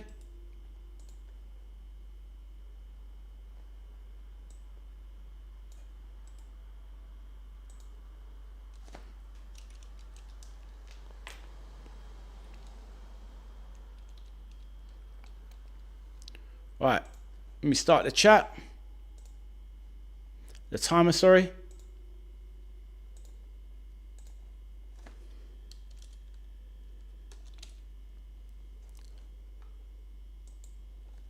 Big John says, do you think players are overpaid in the Premier League? We'll do that one next, Big John. We will do that one next. Right, Arthur's come up with another one. He said, most overrated player. I'm going to think about it. Let's just not go into like, oh, this player, that player, this player, that player. Let's go with anyone you like, whether it's current player, former player, ex-player, whatever. You got to come up with your most overrated player and give a reason for it, yeah?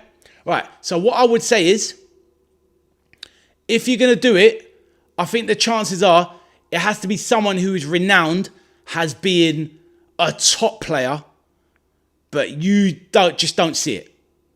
So most overrated player, give me a moment. Arthur, you thought of it, so maybe you're the person who should go first. But I'm going to try and think for a minute, and let's see. Anyone else want to get their opinions out on it first?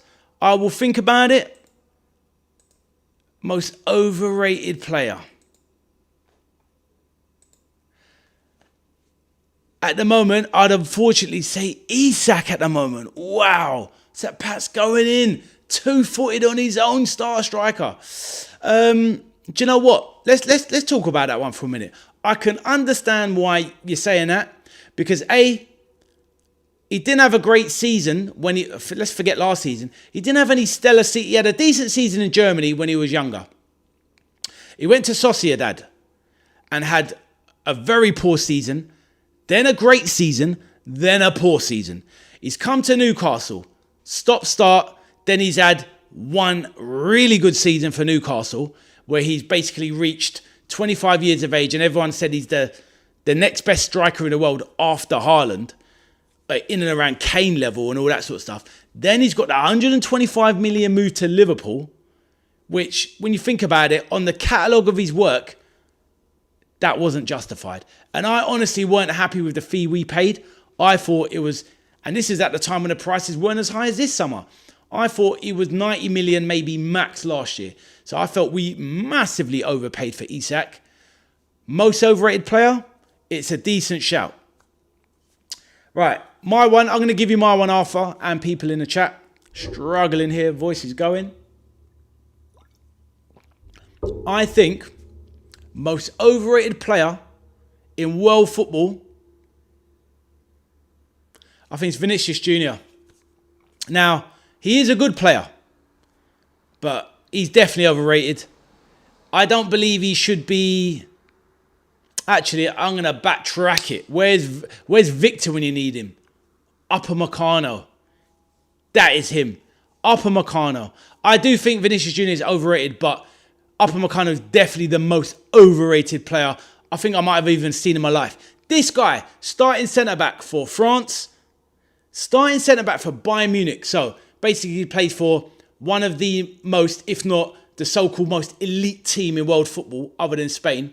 and one of the top 3 club teams in world football in Bayern Munich. I'm sure we all agree that most of us would have Bayern Munich in our top 3 or 4 best club teams in world football. Upamecano starts for them and France. I think he's absolutely average. He's horrific. One of the most shocking defenders as a centre-back I've seen. Yes, he's got great physical attributes, pretty pacey, and he's obviously built like Lukaku. He's massive, but his IQ and his intelligence are poor. He keeps making the same mistakes, never grows, never learns, and he's now reaching a period where he's meant to be entering his prime. And I watched him at the World Cup, and I still wasn't convinced. So Arthur, for me, I believe Upamecano is the most overrated player in world football. That's my opinion. Upamecano. Right, so Pat says, yep, Liverpool lost their heads. Oh, definitely they did. Has anyone got theirs? Overrated players? Please let me know.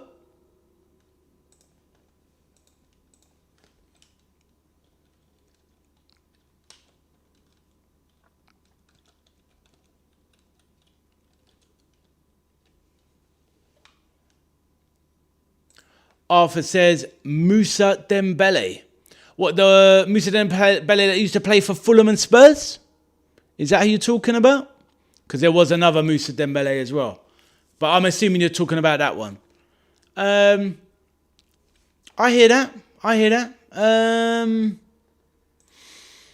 Let me see. Cameron says Vinny Jr. Defo. Okay, so I obviously started off with that one and Cameron's gone running with it as well. So Moussa Dembele, the Spurs one, yeah. So this is the thing, I'll be real. I didn't quite see what people were going on about.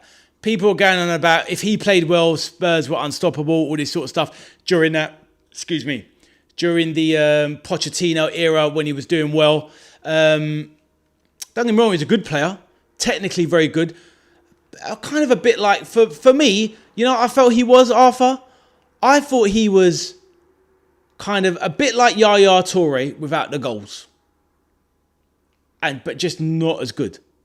But it was a good player. Great on the ball, good technique, could control a game. Definitely had the physicality. But yeah, people used to hype him up a bit too much for me. I don't know if he's the most overrated player. Because I don't think anyone really said he was absolute top tier. It's not like he was talked about like he was Yaya Toure, for example. But maybe from a Spurs fan's perspective, he got talked up a lot. But yeah. I don't know about super overrated. I think he was rated highly, a little bit higher. He was rated higher than probably he was deserved to be. But most overrated player, I wouldn't go that far. But any others, please let me know.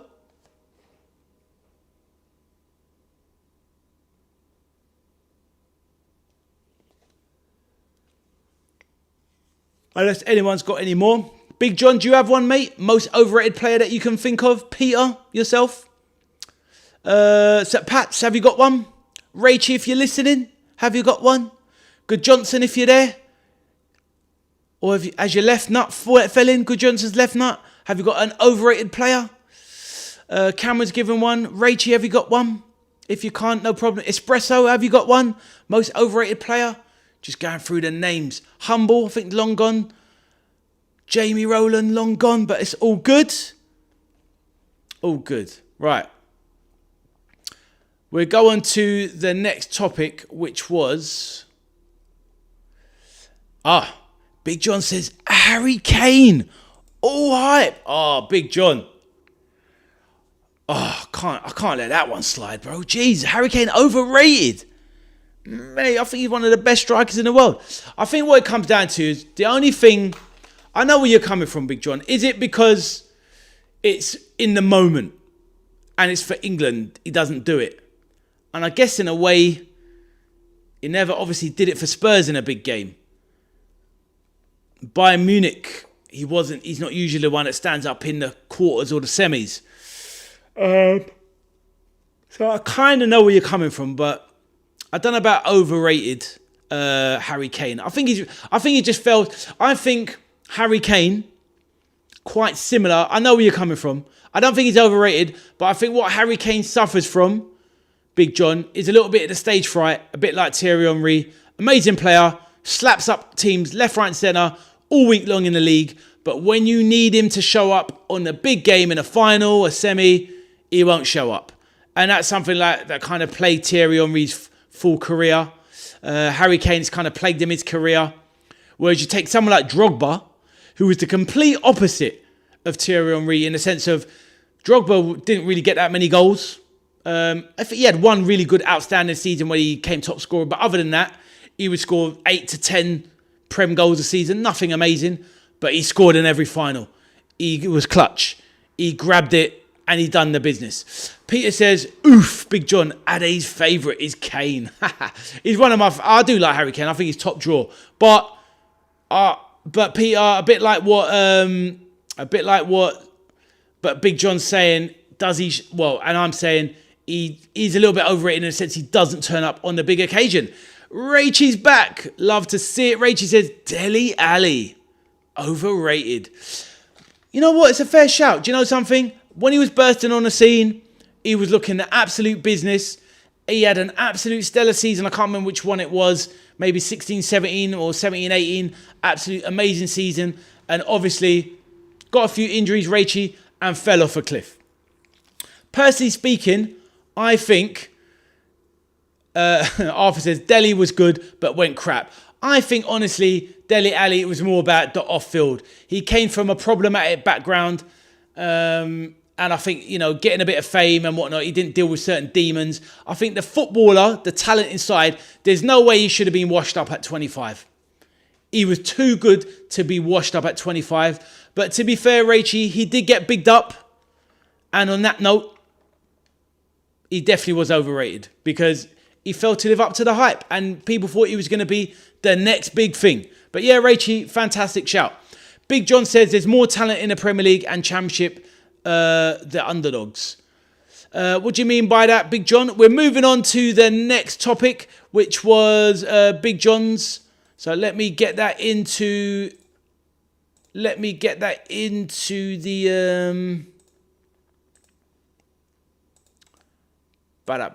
the box. I'll put it in a box for Harry Kane to shank wide because he doesn't show up on the big occasions. And this is the big occasion with your boy Ade, the veteran arcade soldier. Let's go. Right. This is Big John's question. Big John, here's your question, my bro. Big John says... Let me start the timer. Bang. Where's Abdul gone? Did I offend Abdul by saying that I felt he was what's the word? An impatient Liverpool fan? Oh well, hopefully we see him back. We see him back soon. But at the end of the day, it's about opinions. I'm sure Abdul didn't take it to heart. Right. Let's unpin that. Right, so Big John's topic was, topic 5. Do you think players are overpaid in the Premier League? Big John, over to you, my man. There is your question. You hit me with the answer. Right, I'm going to answer it in the meantime. Do you think players are overpaid in the Premier League? All right, here we go. Big John said, England's problem is picking the wrong players. They should scout better. 100%, because I don't understand why they took Ezri Konsa as the main centre-back. Now, I know you're a Villa fan, but Ezri Konsa is not it, my man. He's definitely not England's best centre-back to be played the most by Thomas Tuchel in the 2 years leading up to the World Cup and in the tournament itself. Absolutely shambolic. Can't find a right back that can play other than Reece James. Ridiculous. So yeah, the talent ID of the England FA and the management needs to be better. Sorry to go in on Konsa, my bro, but it's just how I feel about the guy. Right, Big John, do you think players are overpaid in the Premier League? Let me answer the question. In my opinion, overpaid? With the money that's floating around football, what the companies, what the businesses earn. I mean, coming from an age and a time when players... I remember this story. I remember it was roughly in about 92, 91, 92. So we're talking about 1992, a long time ago. I remember John Barnes getting paid £8,000 a week, and there was uproar in the country saying, how can a footballer get this much money? Blah, blah, blah, blah, blah, blah. And that was John Barnes in 1992. £8,000 a week. Well, what you think about it? That was a hell of a lot of money back in 92, considering that, Curtis Jones these days is on 15 grand a week. Now, obviously, John Barnes was like one of the best players in the world at the time, or definitely one of the best in England, and obviously played for a top team in Liverpool, etc. So I kind of feel like it's a little bit relative in the sense of players are earning money, and I feel they kind of, the amount of money that's made by football clubs, I kind of think the players are paid what they're worth. Without the players, the clubs don't earn the revenue they do. So I don't really think the players are overpaid dramatically, especially when you want to compare it to other sports. We see some of these contracts in baseball and American football where these guys are signing a 7-8 year deal and getting £30 million. Where football is kind of getting up to that level now, but football makes much more money than these sports. So do I think they're overpaid? Not really. Are they paid very well? Most definitely. Right. So Pat says, totally now business is something I do know something about. It's totally unsustainable. Now, fair enough. So Pat is coming in there with his business head on. Now, I hear what you're saying. Now, sustainability is a different question, Sir Pats. It's a different question. Are the clubs doing too much or leveraging themselves too much? Possibly so. If the bubble bursts, and that is what I don't think that the clubs are looking at, Sir Pats. Me personally, I was falling out of love with football last season. I had the idea of getting into YouTube to reignite my passion for the game, and it definitely has done that. Could football lose its way? Most definitely. Could clubs lose enough money if fans start to turn away from football? Then all of a sudden, the wages become unsustainable and it's done. But while the turnstiles keep going, while the TV contracts keep paying that money, are they overpaid is the question. And I personally think no. But there you go. Arthur says, yeah, some on almost $500,000 a week. Well, this is the thing. You take somebody like Mo Salah, who was on 400 grand a week at Liverpool, but he's making £1 million a week overall because he's making about 600 grand a week in endorsements and sponsorship and all that sort of stuff. So where does it lead to? Do you know what I mean? But they are definitely handsomely rewarded. Do they need to be paid as much? The problem is, as we all know, you open up the stable door, the horse will bolt. But that's just my opinion. Arthur says, Mark Hughes now has a net worth of £18 million. So even old players get a lot of money. 100% Arthur. If he's got, but then remember Arthur as well, he's been in management for at least 20 years as well, Arthur. So think about that. Maybe he's probably earned, Arthur, I believe Mark Hughes probably earned more as a manager than he did as a player. Because obviously prices have gone up and up and up, in comparison to the days when Mark Hughes was active as a footballer between basically 1985 till 2005. Do you see my point? So, yeah. So Pat says, only 4 teams made a profit in the 24-25 season. This year's accounts are not released yet. That's 14 clubs which lost cash. The biggest cost is players' wages. 100% Sir Pat, you're spot on. Now, I don't usually dip into the finances of clubs that often, but I do know for a fact that usually, like you say, 3 or 4 clubs will make a profit in a season. And when you say a profit, we're talking about very marginal. I remember Liverpool having a stellar season a couple of years back, and they made something like 8 million profit. And it was like, was that it? Because football is not a profitable business, as we know, but it should at least be a sustainable one. But if things go wrong in the future, I would surmise, obviously without getting too pedantic about it, if football lost 10 to 15% of its viewership, could it crash? Could that bubble crash? These lot of tighter contracts that they need to pay out, football clubs would be absolutely screwed. Arthur says, oh no, Big John says, just look at Messi. Didn't turn up in the final for all the money he gets. The thing is, Big John, I wouldn't go too harsh on Messi in the final. I mean, I don't think he stood a chance. I don't think there's anything he could have done on his own anyway. And if anyone was likely to do anything, it was Lionel Messi in the final. But Argentina just absolutely threw that in the bin. But But yeah, a lot of people basically think footballers are overpaid. Rachie says footballers are the products. They're the entertainers. The reason fans tune in, I guess. There you go, Rachie. 100%. They are the performance. Exactly. It's like rock stars. There's rock stars. There's actors that get paid 30, 40, 50 million pound a movie. Is that worth it? Are footballers with their short lifespan in terms of a career, are they overpaid? I don't know. It's interesting. New person in the chat. Riaz PCB. Kidder, mate. How you doing, Riaz? Nice to meet you, my bro. I'll say hello in a minute. Riaz, introduce yourself to the chat. My name is Ade, the veteran arcade soldier, and this is my channel. Introduce yourself. So Pat says, why does a man like Mo Salah need to earn 40 million over 2 years? That's obscene. I hear that, Sir Pats. I hear that. And you're right. He doesn't need to. But the problem is, as we know, if the money's there, human nature dictates. Men, women, we're all greedy. We will take that money. And at the end of it, to be fair to Mo Salah, he probably doesn't need it. And I know you're not picking out on him, but you're just using him as an example. The thing is, though, Sir Pats, you've got to look at it from his perspective. Someone like Sadio Mane, players that me and you have both followed. If they make 40 million in 2 years or 80 million in 4, he can go back to Egypt, live an amazing life as an older man, and he could build 5 hospitals. He could change the infrastructure of his country to maybe a little bit an exaggeration, but he really could. I know Mane has at Senegal. He's built 2 hospitals. So it's understandable. Arthur says, hello. Peter says, football could reach baseball level, $700 million 10-year contracts. Peter, this is what I was getting at. Exactly that. Riaz, a Liverpool fan. My guy, welcome to my channel. Riaz says, I'm a Liverpool fan. I go quite often to Liverpool games. Fair enough, my brand. Fair enough, my bro. Do you believe footballers are overpaid in the Premier League? Riaz, welcome to the channel. Please do drop a like on the stream. Subscribe to the channel. And what we're doing on my show here today, it's a new thing. Just started today. We're having a show where we have topics in the corner. I give the topic and the chat gives a topic and we break it down, talk about it, analyze it and share. We've got all different people in the chat.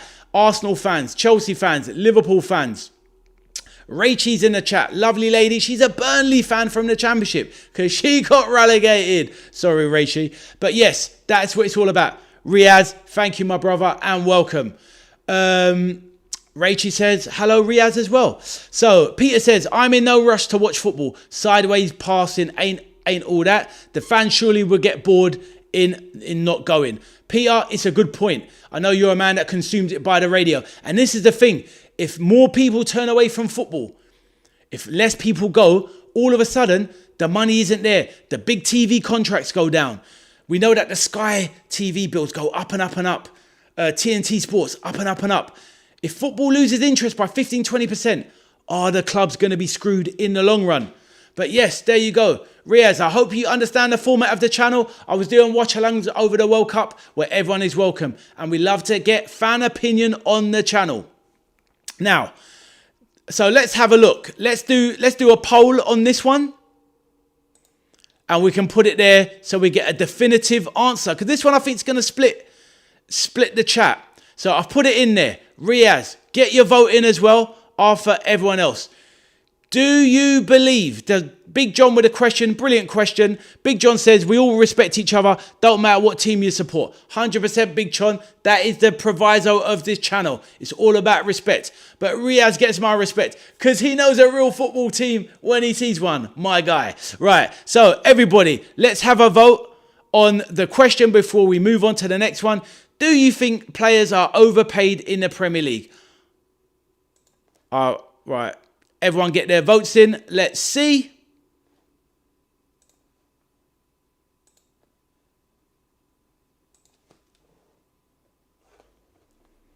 Let me know if everyone's voted. We'll leave it up there for a few minutes. Now, Riaz. Well, like I said, welcome to the channel, my bro. I'd like to open the floor to you, Riaz. Do you have a question that you would like to put out there for me to read out and the chat talk about? Riaz, if you want a moment, let me know, or if you just want us to carry on. But if you'd like a moment to think of one, just drop a yes, or if you have a question ready, drop it in the chat and we will go for it, my bro. Please let me know.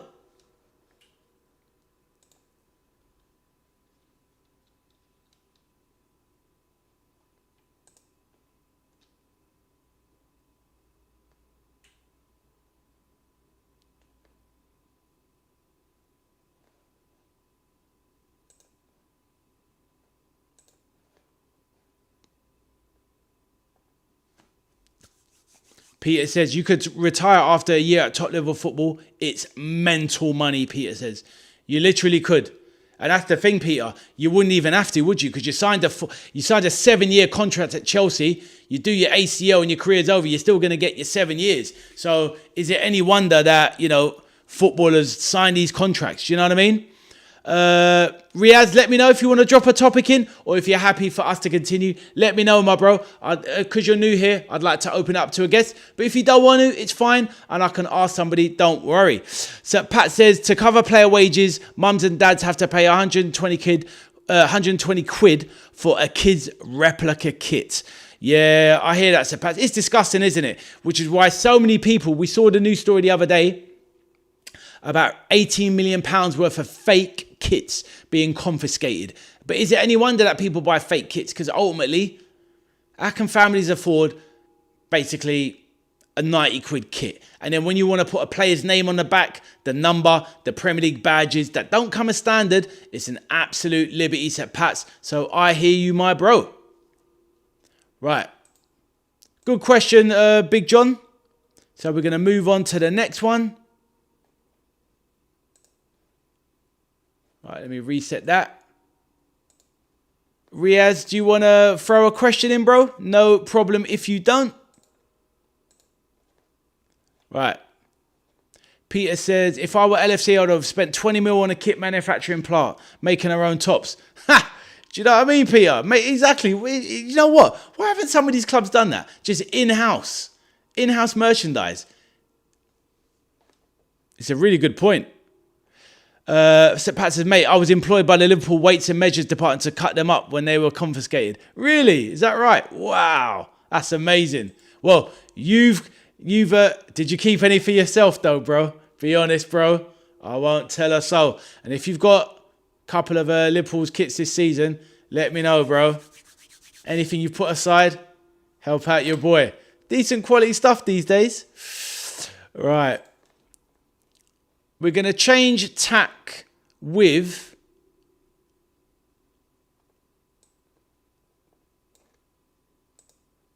I've cut up thousands. Ruthless. Do you do it with a smile on your face? Or you're like, yeah, take that.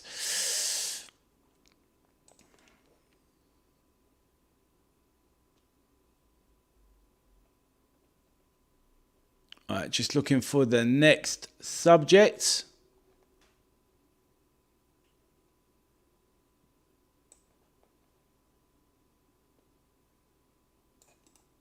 Right, I've got the next subject. Let me just put it in the chat.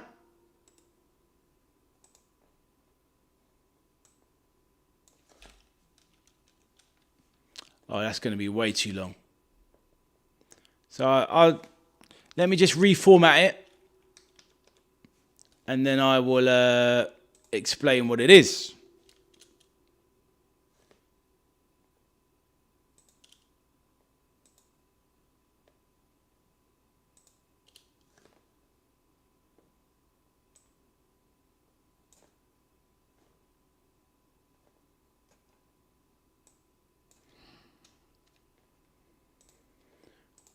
Right, so this story has broken today. And it's caused quite a bit of consternation and whatnot. All right, let me end the poll actually on the last one and see what we came up with. Right, do you think players are overpaid in the Premier League? Yes, 78%. No, 22%. So 9 votes overall. Fair enough. Good stuff. Right, so the next topic number 6, which is, they want us gone, speech quotes. Man United fans are saying this. Man United's fans fury over ticket ultimatum. So let me explain what's happened. Right. So what's happened is Manchester United, one of the world's biggest team, and a lot of people think England's biggest team, have basically been on a rampage and they've suspended the season ticket accounts of thousands of season ticket holders. Why have they done this? Why have the top brass at Man United done this? The people behind the number crunching and the figures? The reason that they have suspended season ticket accounts is because they're trying to get rid of ticket touts. So this is what they're saying. So obviously, I'm sure you all know what ticket touts are, but obviously for anyone that doesn't know, a ticket tout is someone that takes a fan's ticket that doesn't want to go to the match, buys it off a fan, and then resells it for loads of money. So let's say I'm a Man United fan, I've got a season ticket, I can't go to watch Manchester United versus Man City at Old Trafford. I sell it to a ticket tout for 90 quid, get the face value of my ticket back, and then that tout then sells it online for 400, 500, 600, a grand, 2 grand. So what Man United, the club, are saying is, we have put a ban or restriction on season ticket holders' accounts because we're trying to weed out ticket tout sellers, resellers. But the fans are saying, hold on a minute. Certain Man United fans are saying, hold on a minute. I've had my account restricted, meaning I can't access my tickets or renew my season ticket, meaning that if I miss a deadline, then the club don't have to reissue that season ticket and therefore can sell the tickets individually to individual match-going fans. So this is why the Man United fans are unhappy. So let me know if I've explained it well enough. Do you understand? And what is your opinion on this story? Over to you guys. Let me know. Big John says they was in the 90s. Oh, yeah, the biggest. Yeah, they were, my man. They were. And the early 2000s. I wondered where you was going with that. But yes, very true.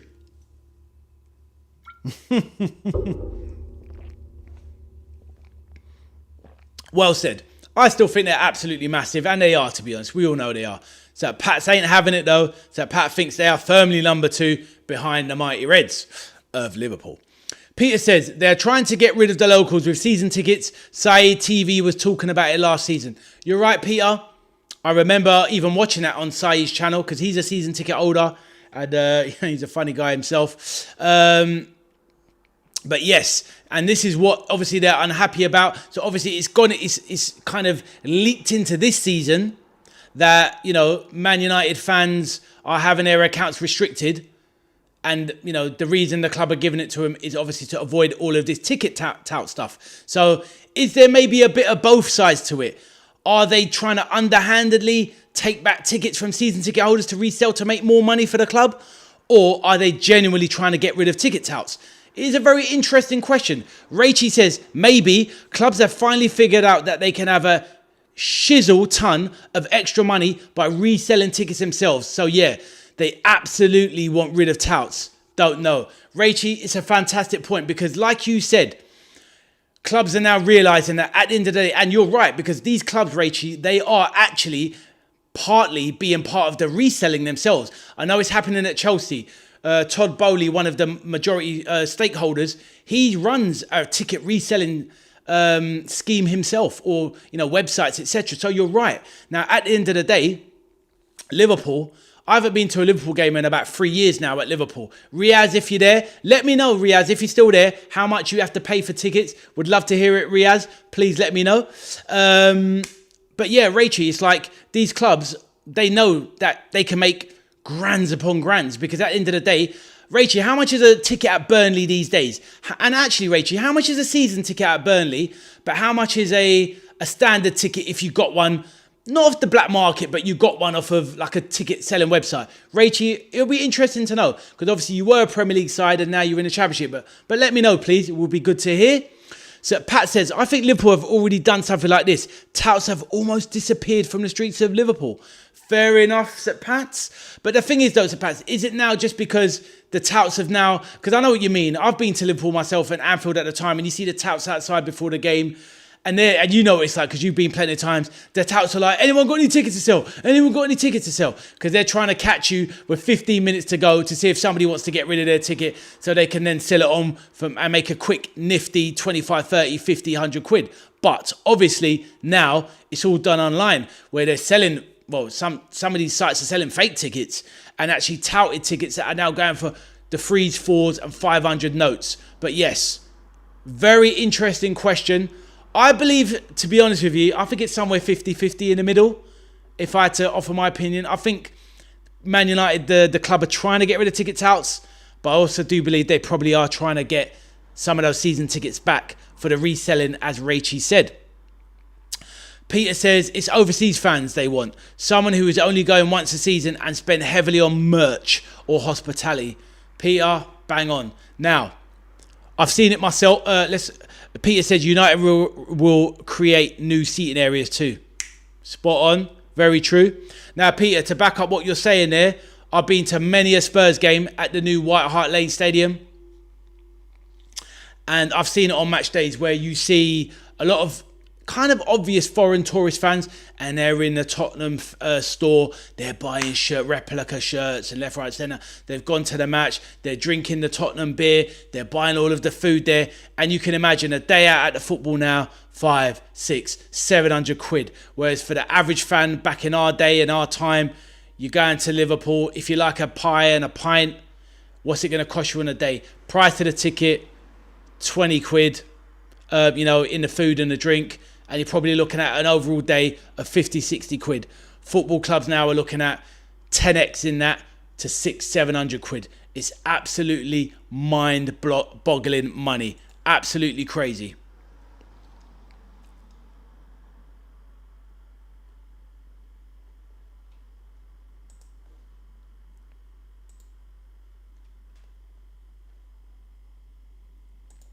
Arthur says, right, I'm pretty tired. I'm going to sleep in the sleep in the cars? In the cars, Lee? What's gone on there? Now, fair enough, Arthur. Thank you for joining us, my man. Absolutely fantastic question you put in, and always a pleasure to have you. It's 11 o'clock. Oh, wow. 11 o'clock.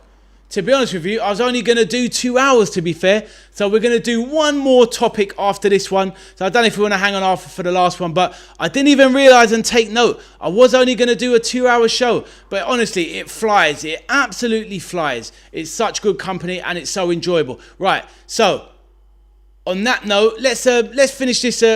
Sleep in the palace. Yeah, exactly. Yeah, I hear that, my bro. We know what you're like.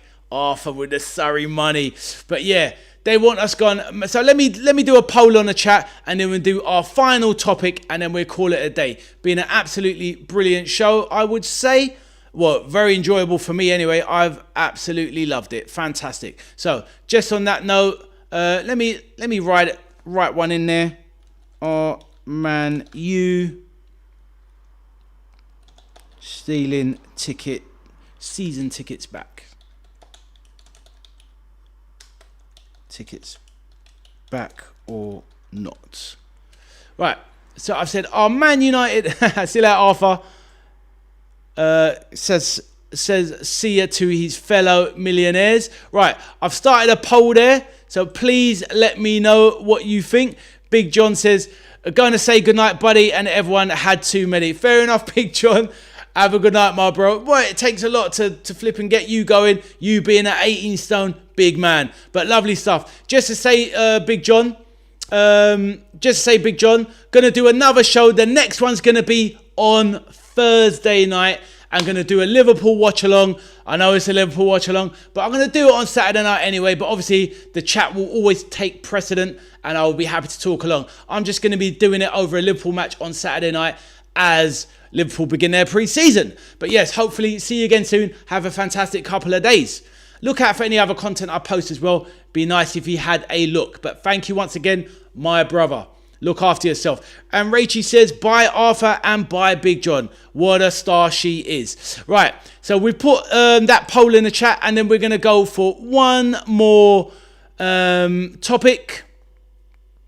And I will open it to the floor for other people to put in. Big John says, okay, be there, good man. That's what we love to see. Right, so I'll leave this one for a minute, but in the meantime, does anyone have topic number 7? I could choose one, but I want to give it to you guys. Does anyone have a new topic? The last one of the evening, topic 7. Go for it. Somebody can take the floor and put in a topic. I am here for it. Anyone have any ideas? If not, Peter says, I don't. No worries, Peter. That's cool. If anyone else has got one, please let me know. I'll give it a few minutes. Otherwise, I'll put one there myself. There's always a story in football. which is why we love it. So, Pats, have you got one? Rachie, have you got one? Big John's gone. Arthur's gone. It's getting awfully quiet, but it is obviously getting late.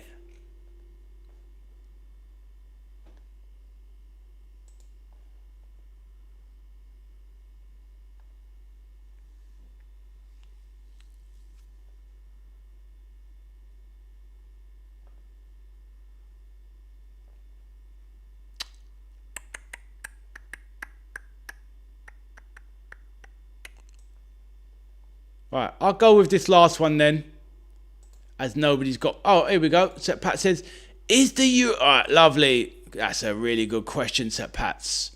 All right. I will prefix it with something I'd like to ask you, Sep Pats, because what I would say, my man, what I would say is,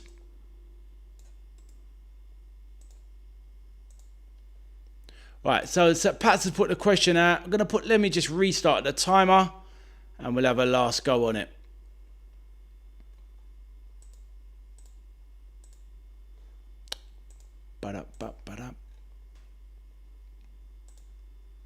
Right, so Pats has put in, he's gone with topic number 7. Is the European Super League inevitable?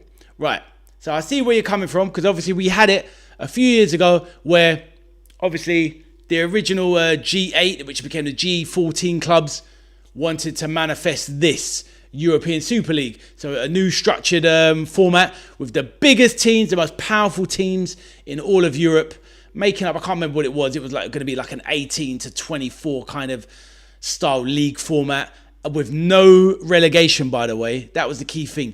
No relegation. And they could only eat at the top table, the biggest team. So that would include our club, Liverpool FC, Man United, City, Chelsea, Arsenal, etc. Spurs, for some reason, were going to be in there as well. And obviously, Atletico's, Real Madrid, Barca, yada, yada, yada. We know who they were, Juventus, AC, yada, yada, yada. Right, so, but it didn't come to pass because football fans in this country and across Europe absolutely were up in arms, particularly in England, saying it's unjust. It's the rich looking after the rich, like we see in society. And the European Super League was quashed, dead on its feet. Right, so we know this. So Pat's saying, is it inevitable that it's going to happen? Wow, Ritik Roshan, you've gone two-footed on Liverpool FC. Let us know who your team is, bro. But let's keep it friendly, my bro. That's what the channel's all about. So, but let us know who you support, bro. It's your opinion.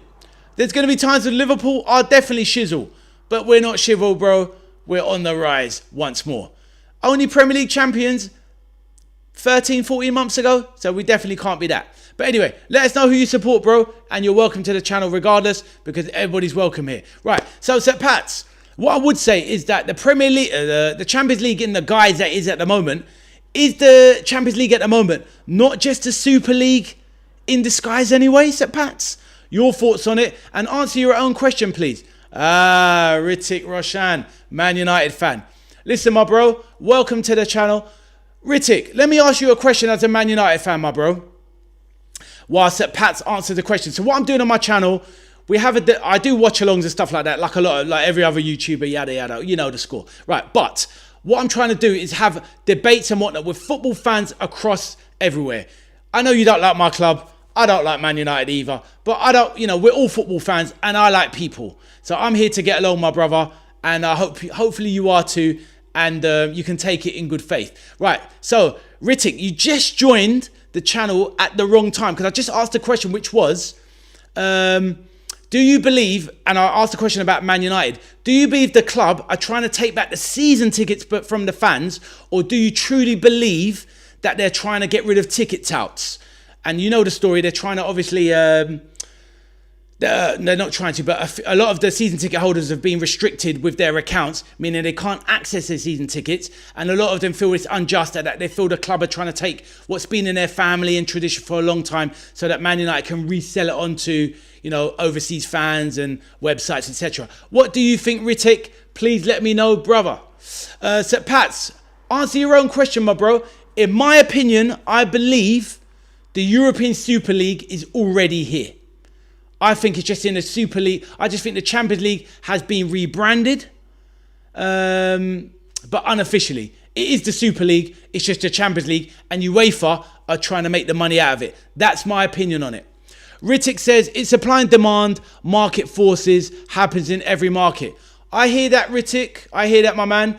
Obviously, I've just met you, my bro. I'm not sure how old you are, but okay, the reason why I asked the question, and don't get me wrong, it wasn't a dig at Man United, because loads of clubs are doing it, mate. Loads of clubs are doing it, where maybe not to the point of freezing ticket access to the season ticket holders, but what the piece I read earlier, and why I asked the question to fans in the chat, football fans in the chat, is because in the chat we've got Liverpool fans, we've got Arsenal fans, Chelsea fans, Burnley fans, you name it. I've got fans part of the channel. So Rittik, you're a Man United fan.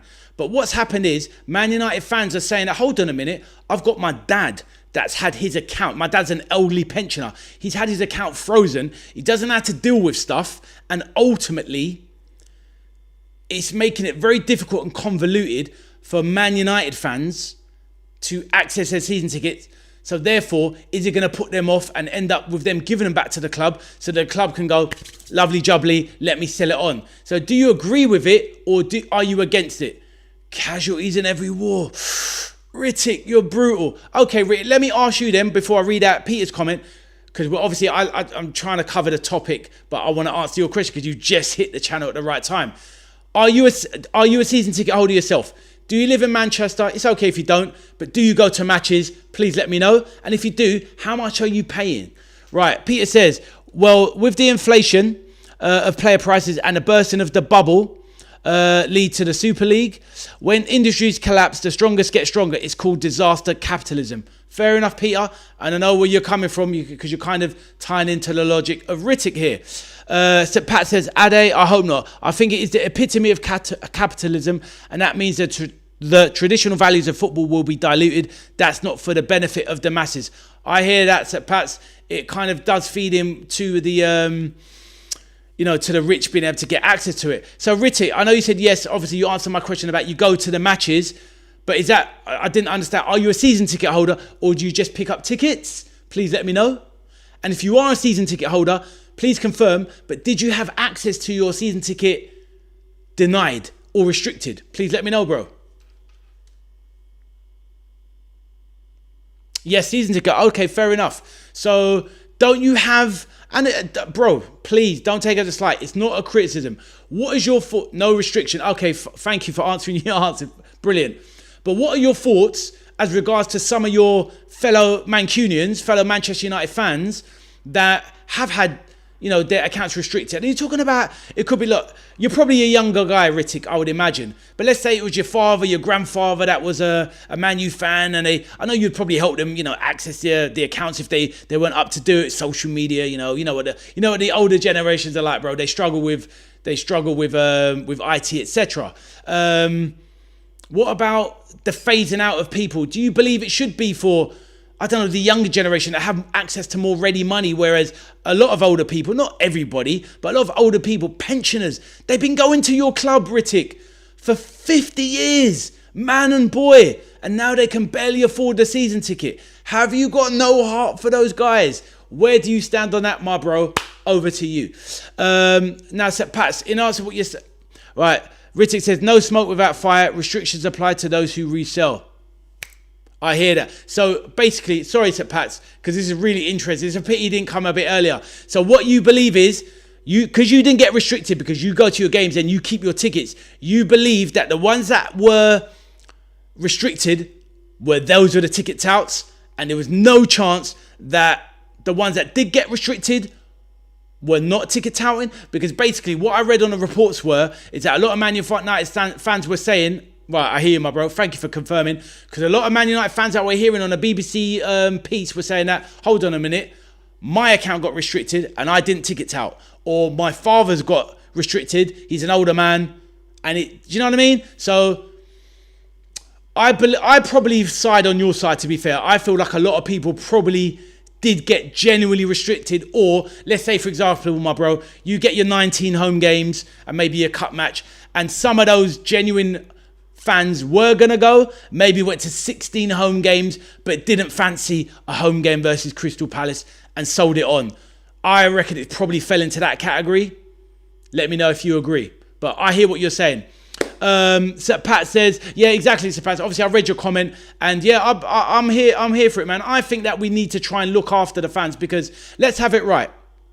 Anfield is known for its atmosphere. Now, we all know as well that sometimes you go to Anfield, it's a bit of a library, but obviously on a European night, there's not many venues better than Anfield. But without the heart and soul of the Kop and the local Liverpool fans that really tie into it, because at the end of the day, I've been there as an out-of-town fan, and I find it hard to get into it in the same way, because I know at heart I'm not from Liverpool. As much as I've loved Liverpool and supported Liverpool for 40 years, you know, it took me a while to get into singing the songs. So if you get match-going fans from abroad that have come from the States or from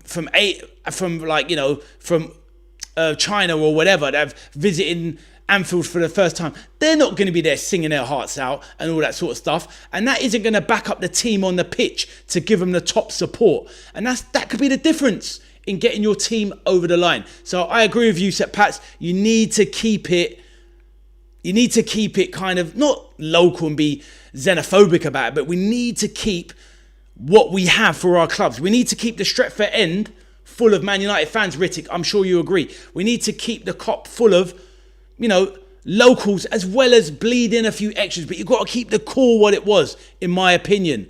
Rittick, let me know if you do agree on that. Rachie says they've got to keep it fair, Sam. Exactly, Rachie. That's all I was trying to say. You succinctly put it better than me. We need to keep it balanced, but keep it fair. Give people access, but don't make it so bloody expensive that nobody can attend. But Rittick, let me know if you agree with what I'm saying or disagree. All good, my bro. Rachie said, it's hard for law fans who have never ever sold a ticket. It would be insanity.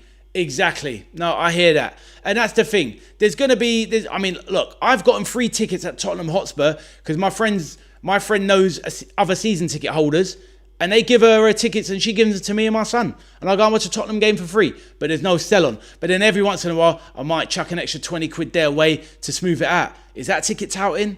Probably so. So it is what it is, right? It is what it is. So, I'll as we bring the Rittick says, I have paid £3 to stand on the Stretford End. Are you talking about back in the day, my man?